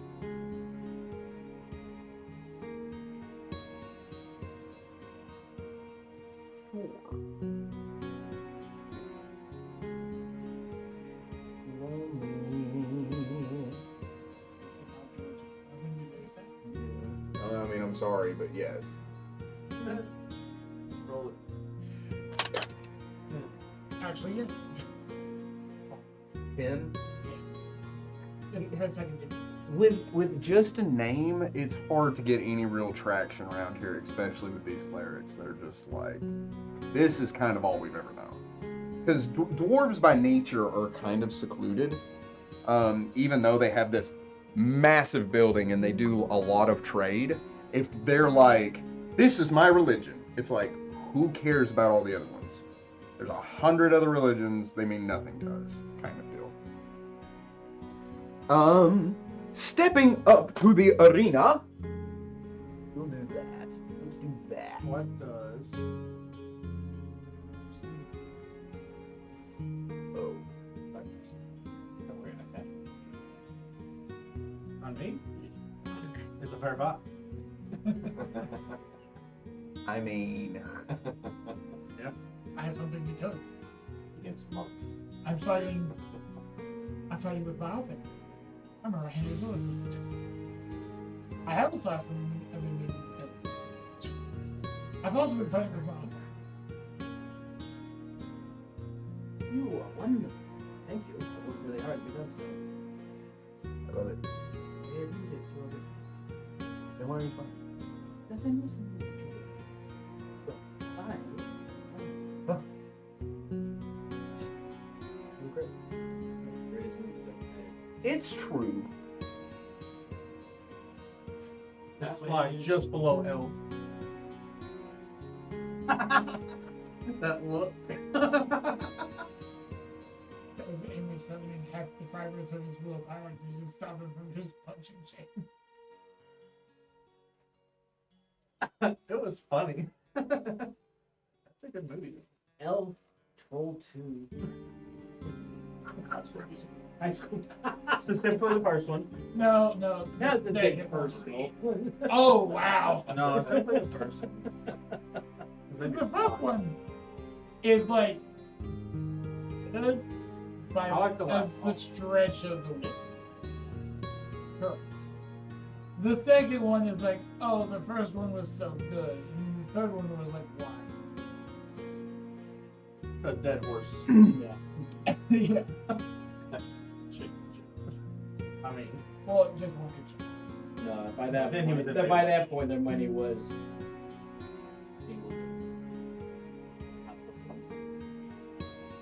So, stepping up to the battle arena, it is a massive pit. It is a very large. And there is a dome that goes over the top of it so that people can see in, but unlike the anti-magic field that's over the Wizard's Duel Dome, this one is made out of steel. Just a giant bird cage like lid over the entire thing. We're beyond that. When you get to it, a lot of people are cheering and yelling on. Inside, you do see a human with a sword and shield. It looks like basic mundane stuff. And there's a goblin inside the arena, and he is just running circles around this human.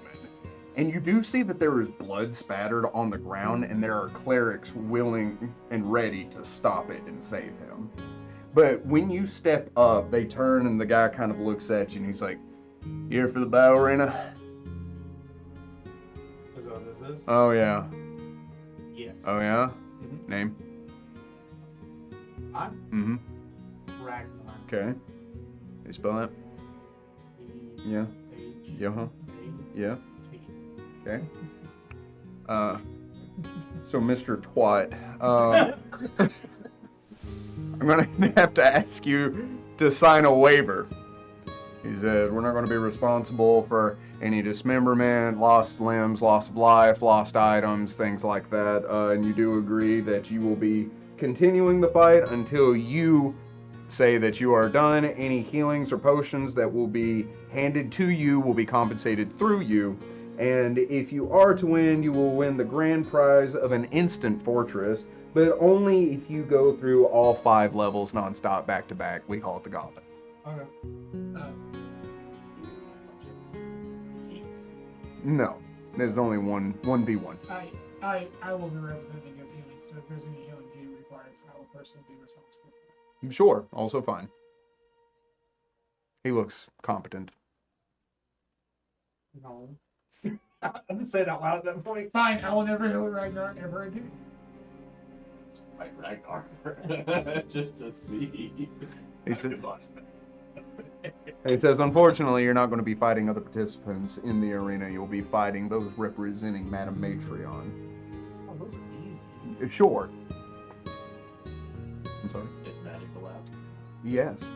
Just magic items allowed? Yes. I don't want to do it, dude. Okay. He was like, "Sign here." Okay. Straight line. Right on. There will also be a 500 gold entrance fee.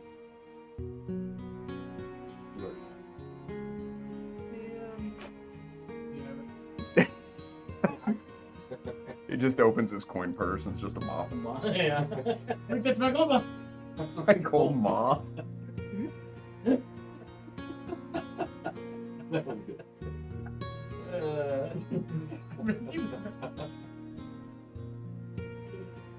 Sorry, that's a snack that Manzeric gave me. I thought I'd go reach.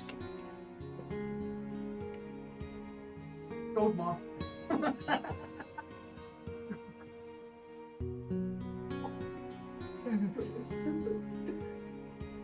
He says, "You'll have a seat over there. We'll call you in when it's ready. Can I help you?" Great. He said 500. Oh, now you're getting parsimonious on us? So you have a seat, and you are privy to the sounds of metal clashing, people screaming, battle after battle after battle. You know, Tuesday night. Roll me a d6. 6. Cardinal Trump. So, as you sit, you hear a tiny voice giving out like, "Have at ye! Ha ha! Oh, good one! You win!" Then the crowd cheers. After a moment, you hear, "Let's see what you got!" and it's like, they win! Moving on, you hear this like hideous screeching noise. The announcer says, "Everyone in the audience, please avert your eyes upward." And then you hear this like horrid droning noise. And then everybody applauds. The next thing you hear is this deep bellowing noise. You hear a crashing sound and the sound of metal on metal in a roar. It goes on for quite some time, the crowd cheering, and then you hear them call it. You hear them ask, "Do you want to continue?" And whoever is in the arena agrees to. And then you hear something come out into the arena. You hear this deep, drudging noise. And then you hear the person scream, "I give up! I don't want to continue anymore!" And then they walk him out of the arena. So, they say, "Mr. Twat,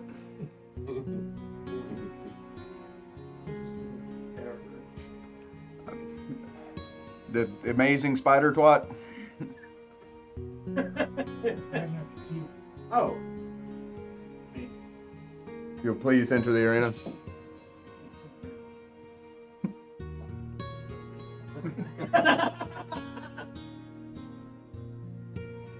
So, stepping up, go ahead and place your figure. You'll be walking out of that door.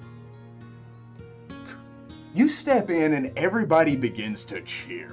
And apparently you fit a stereotype in just how you look, making the crowd goes wild to see you as you just kind of strut out there.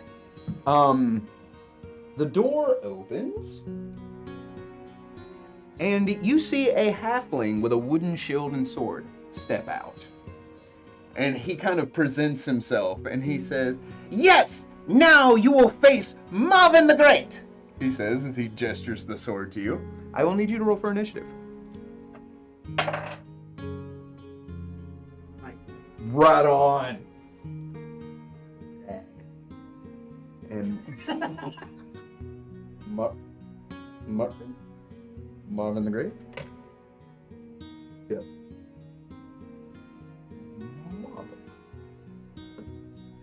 The announcer says, "And now the first round begins.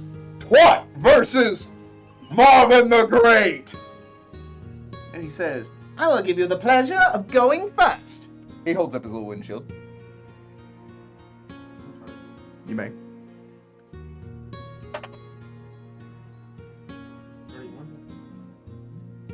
5, 10, 15, 20, 25, 30, 35, 40. So yeah, you can cover that in a charge. -2 to your AC, +2 to your attack. What'd you roll? That will beat his AC.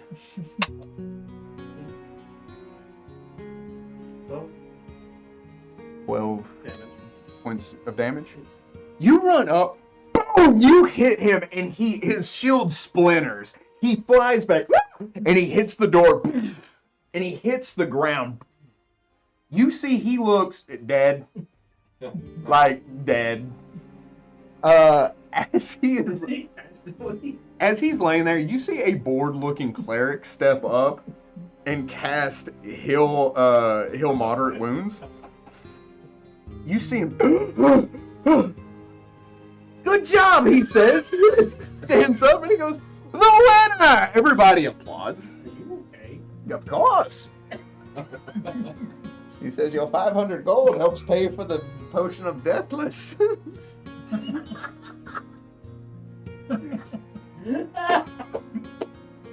hit him so hard he broke the. Am I supposed to go back to the other side? I mean, you can do whatever you want. Yeah, they're going to tell you to go to the other side. Okay, I'm just. They're like, go ahead and get in your starting position, Mr. Twat.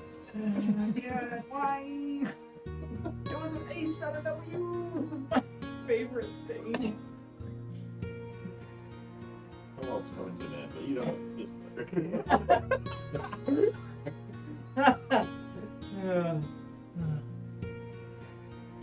don't worry, Max. We have not progressed without you.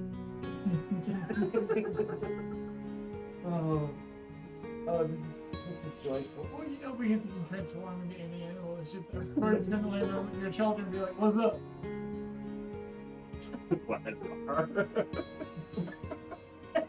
Sarah calls him Twagna. You have to change your name now. Yep. Ladies and gentlemen, I've been told that pronouncing his name wrong. Whatever we're paying Tara's, we should double it. The door opens up. You see a goblin step out. He has a leather cap, leather vest. He has a dog slicer in one hand. He has scars across his face, and he has a wicked grin as he steps out. He holds out his hands and sword, and the crowd begins to cheer. As he reaches into his pocket and he takes a potion, and he slams it. He begins to blur, making him just a half a step ahead of you. That's hard. It's like, and now, Twat versus a goblin is all they call him. I will need you to roll for initiative.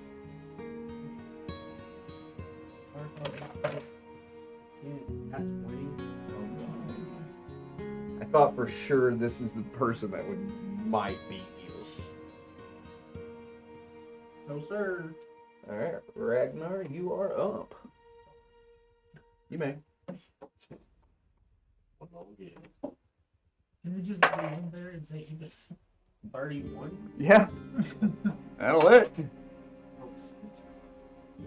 14. 14 points of damage. Yeah. All right. I'm sorry, 15. All right.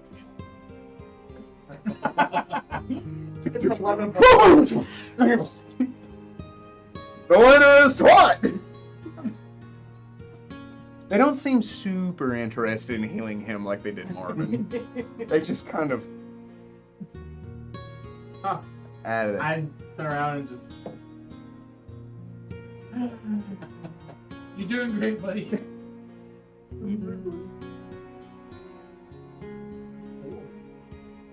I know. It's about to get. Oh, I know. We're having this fantastic build of the next mission. I feel like I've disguised myself. I've got hats going around, collecting bets, with no intention of returning them. Smart. And now, if the audience would please avert your eyes for your own safety. Does that need to do? And he's looking at it. Oh, okay. I look at it. Stare directly into its eyes. This is The door opens up. what's your wisdom? You see a large reptile. It is squat and low to the ground. Its body is covered in spines, and it's a dark gray color. As it kind of skitters out, it kind of starts to look around, its eyes glowing with a green glow, as it just kind of like looks about the arena, and it turns to face you. Go ahead and roll for initiative. That one. Ooh. No, it's 9. Did it say he's still go first? Yeah. Wow. You go back now.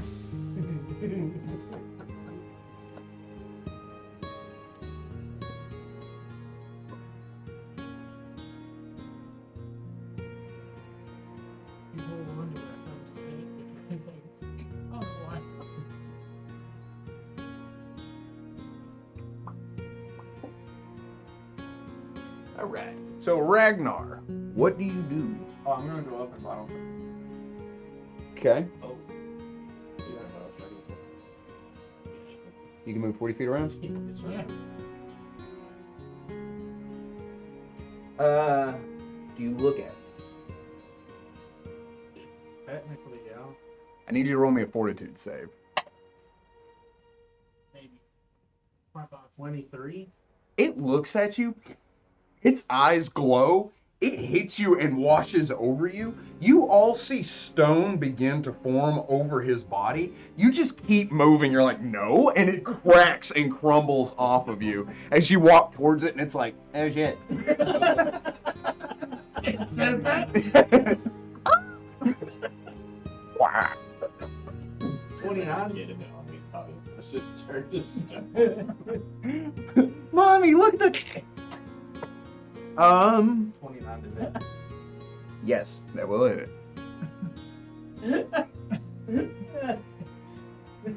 That sounds sunglasses. Like, Oh. Oh. Arrow straight up max.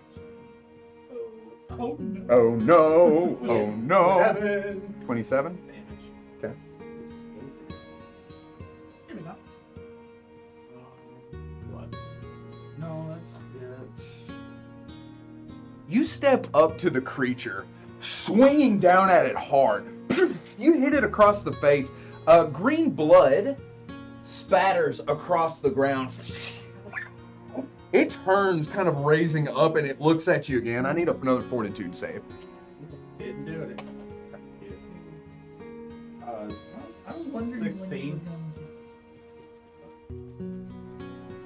were going As its eyes flash, from your feet up begins to solidify as you start turning into stone. As per the spell, flesh to stone. And there, ladies and gentlemen, is the match, as there is now a very handsome Ragnar statue in the middle of the arena. Give me a rock jar.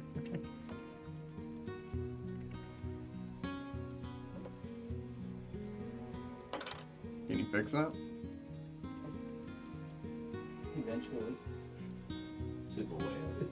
Just have to drag around the Ragnar statue. I mean, We yes need and no. this dang Ragnarok.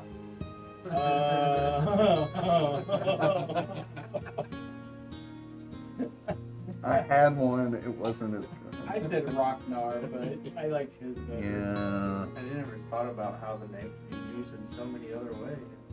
It's gonna be quite interesting.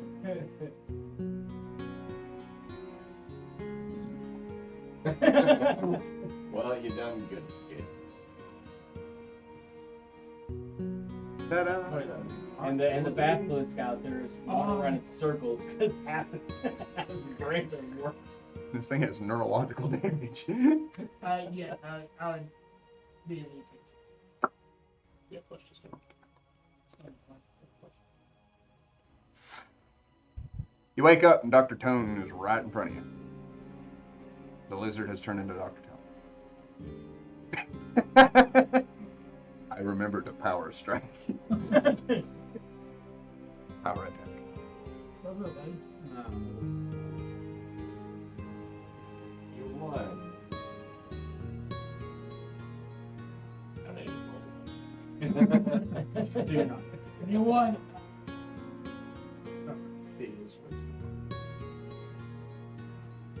I'm wandering around with Adriel Yeah, I won't go again.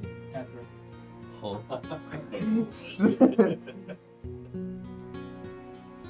So tell me, bruv, why is the music playing? like the whole time. Yeah, where's our jaunty party? Oh, I'm about to jump the John, crap. So I got a question, bruv. Yeah, what's that? So we going more now, yeah? Eventually, yes. What for? Now, what are we gonna do when we get there? We just gonna stroll right up to the castle and be like, "Hey, we's looking for a key. Give it to us." You lot don't have a lot of plans, do you? It's hard to plan when there's so many. Uh-huh. At this point, we've been at the mercy of where the keys have gone.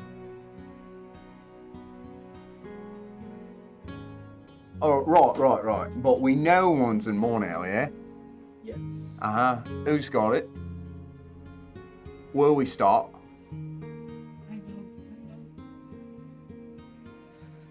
I don't know. Hmm. Right. And Damaris, what are we gonna do about that? I don't. Bruv, what do you know? I know that I've let her down. That I got her parents killed. And now she's made a deal with someone unsafe. Mm-hmm. Well, bruv, let me tell you something. I seen you do nothing but good things since I've been awake. And as long as I'm breathing, I'm gonna help you out, alright? We're gonna find her, and no matter how big a mess you've made, and it's a big mess, it can always be cleaned up. Alright? And there's always somebody out there to pick up the pieces, as long as you got something to offer. He says, the Luskins took me in, and he says, I was nothing but a sewer rat. Eating scraps, crawling through the alleyways, but I was good at something. And Merle recognized that. And I recognize good in you. He says, your heart's in the right place, but you need to show her that. You need to present something. Be the brother she wants you to be. You don't know who she wants me to be. When I was at home, it was easy. I was the buffer between her and father. But I've been away, and then left the Justicars. I've only basically seen her a few times since then. And one of those times, well, you weren't you. I don't even know you technically. I know how you were presented to me. I feel like I'm getting to know you all over again. I don't. Oh, lucky you, eh? I don't think you're a bad person. Well, maybe a little on the sketchy side, shall we say, but she seems to like you a lot. For me, that's enough to trust you, to want to find you.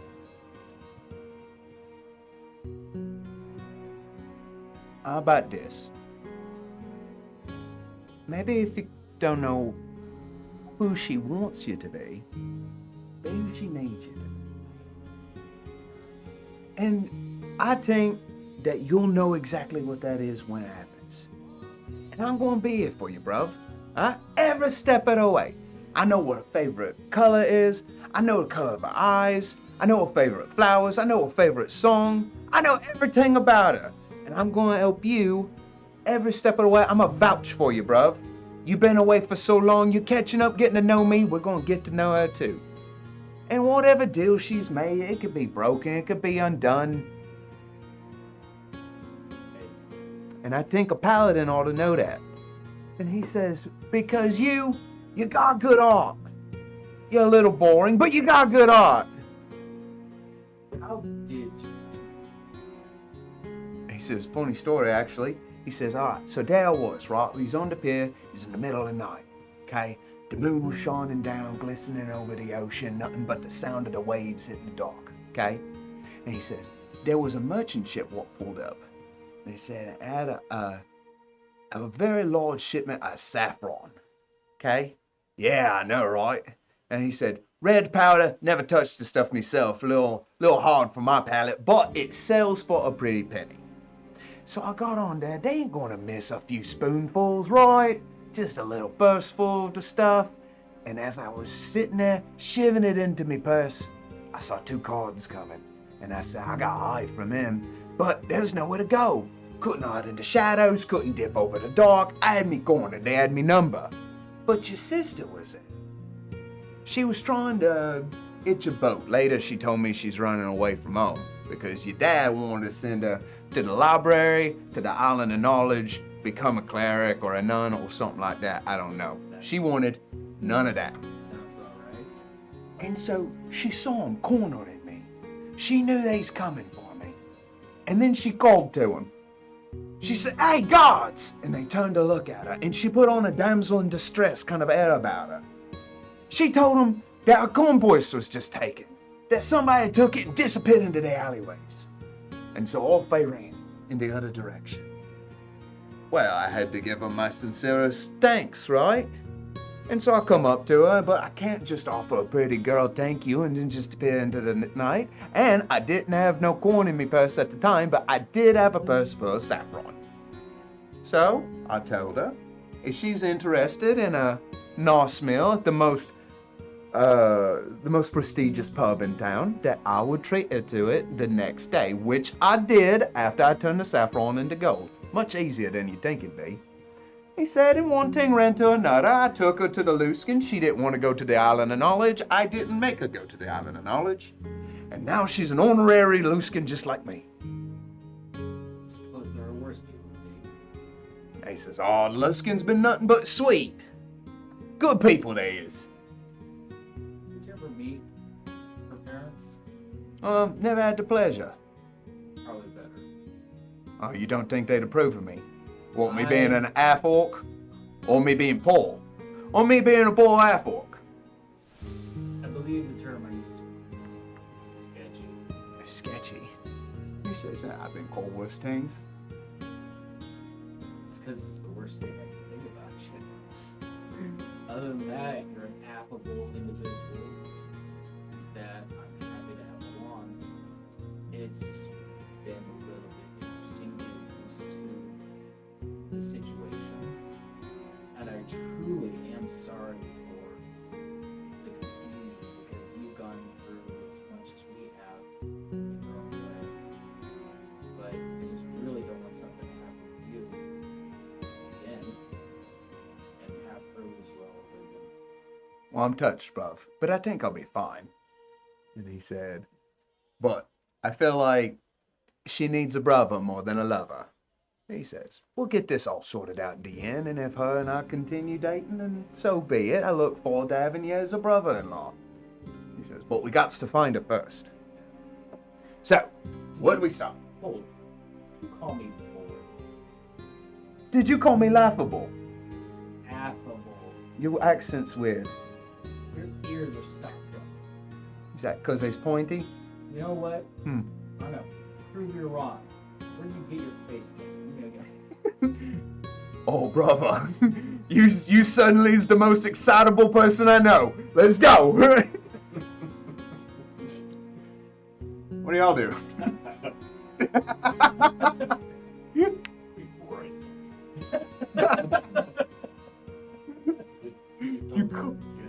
I'm gonna prove you wrong. Where'd you get your face painted? I'm gonna do the most exciting thing I can think of.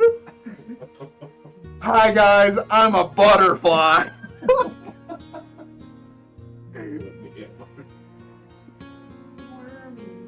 Oh. Yeah, Wormy's better off than you guys are. He's hanging out at the bungalow of perpetual indulgence. She. That it. First.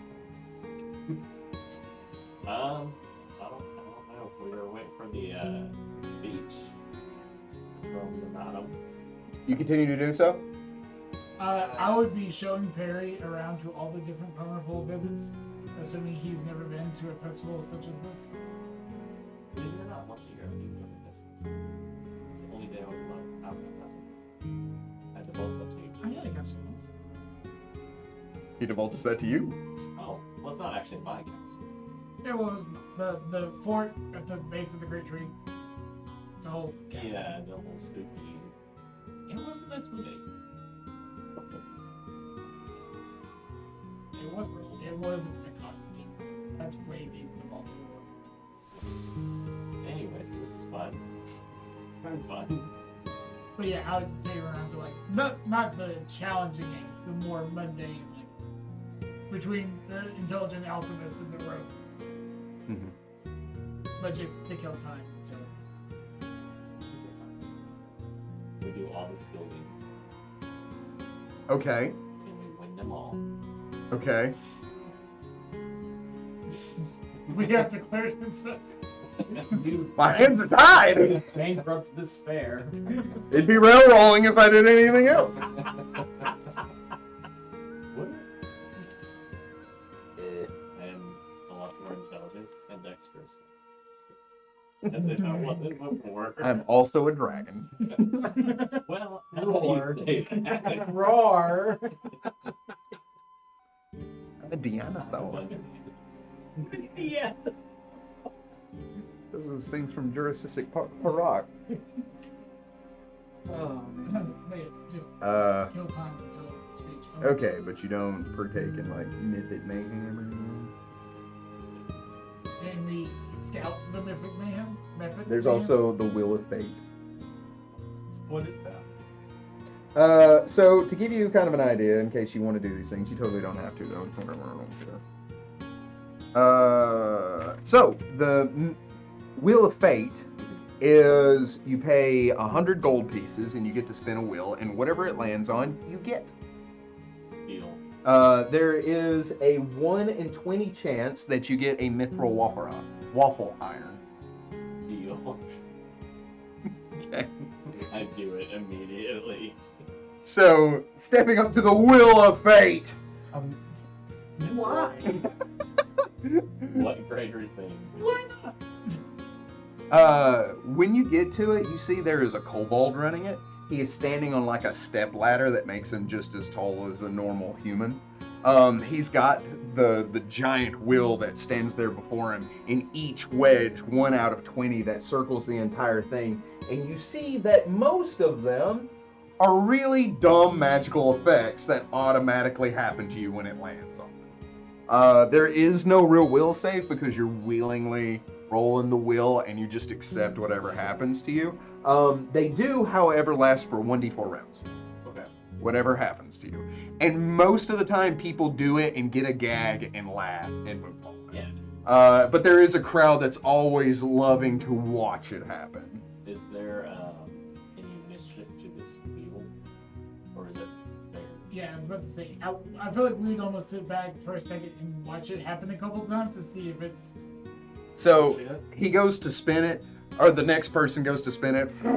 I will need you to roll me a perception check.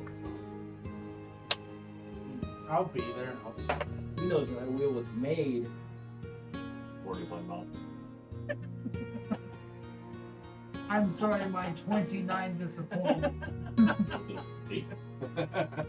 So mad. So angry. So you watch the person spin the wheel.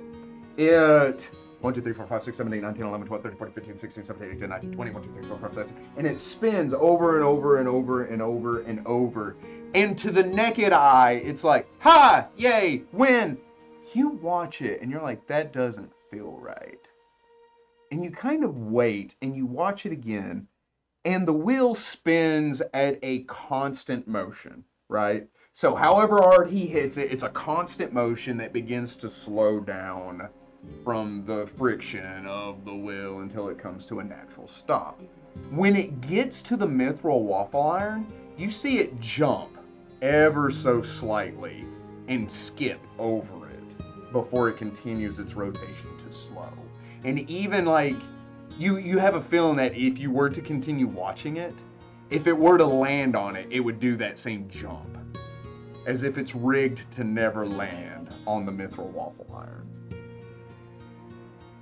I have already spent 100 gold. Actually, watching him doing it, that's working. Right on. So, I need you to roll me Make a D20. a d20. Only a 4 for So, what's your favorite flavor? Chocolate. Vanilla. I could have told you it wasn't chocolate. Me personally, Sure. Or Dr. Tone. you would probably enjoy something more spicy, like a mango habanero. Yeah? Cool. So you spin it. Tick, tick, tick, tick, tick, tick, tick, tick, tick. It lands on pudding. You are now covered in mango habanero pudding. Just. That sounds delicious. It's a sauce, I think some call it. So everybody begins to cheer. Delicious. Roll me a d4. So this is the persistent covered, isn't Uh, it? joke's on you. I'm gonna have this licked clean before the 18 seconds is up. So you're just like, yay, as you turn to look at Perry covered in it. That was worth 100 gold. Put some in the vial. You want some? I don't tell you it's mango. That's fine. I will use my invisible mage game with it's a -5 to this roll to disable the mechanism that is causing it. Can you affect magical items? I think he can. Well, Mage Hand by nature can't. Right, but But his my special. mage game is- Yes. Then roll me that disabled device, my dude. I also hate that you're doing this after I own it. Yep.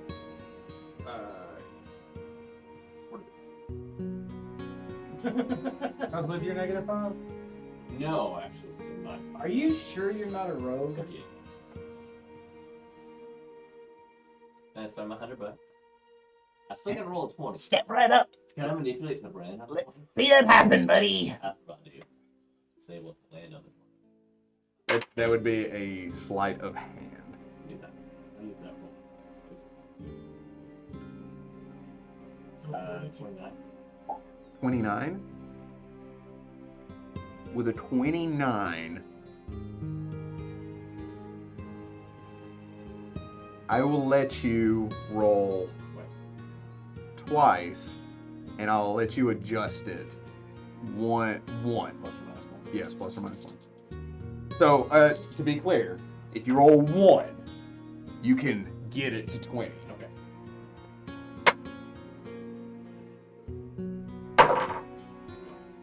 No. When I leave it disabled and wait, it was a 7 or 6. You can adjust that one up or down if you want. Keep it 7. You suddenly struck with the urge to dance. Oh, yeah. So, Roll a d4. just double whatever the force. You dance for 3 rounds. Why is I do hang out to see if anyone actually naturally would let them roll. I mean, eventually Yeah. they would. I just want to see their face. Okay. Because odds are within the next 20 rolls, Yeah. it'll happen. So it spins. And it's we'll say it's like a little rich girl and her rich mom doing rich stuff. Because this is a hell of an expensive game. They pay. She's like, Mommy, I want this one line. She's like, well, don't be too upset. And she's like, he danced. She's like, I saw. Misses. She rolls a.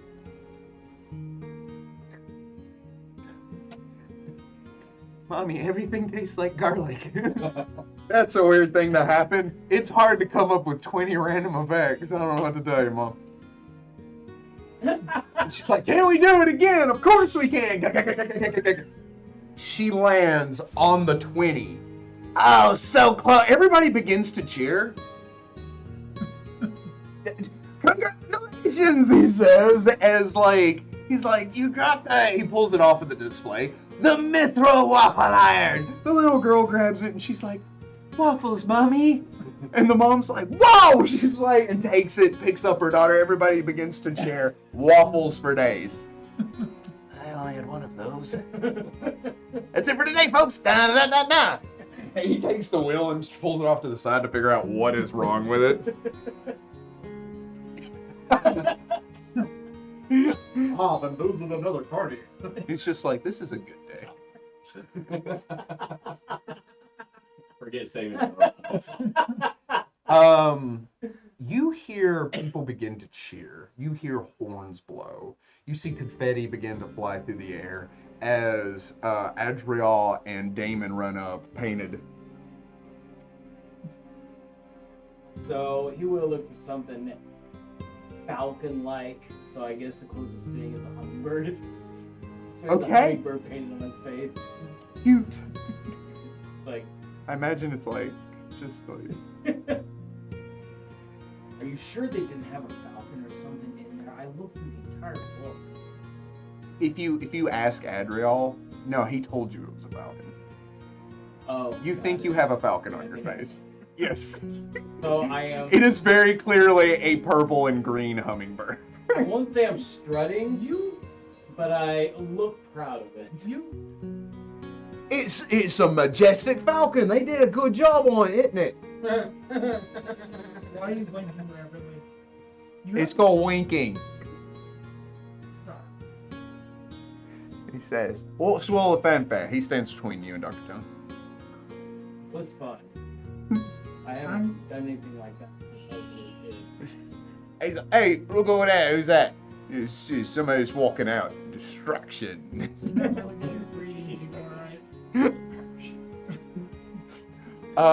Confetti begins to fly. You hear horns blow. You see a palanquin being carried through the crowds. People begin to cheer in expectation.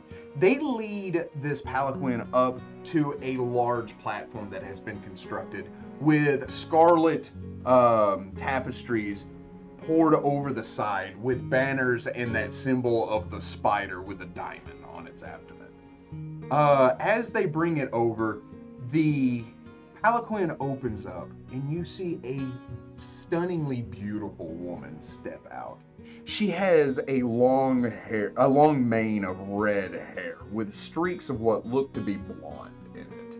She has freckles on her face, on her chest, and down her arms.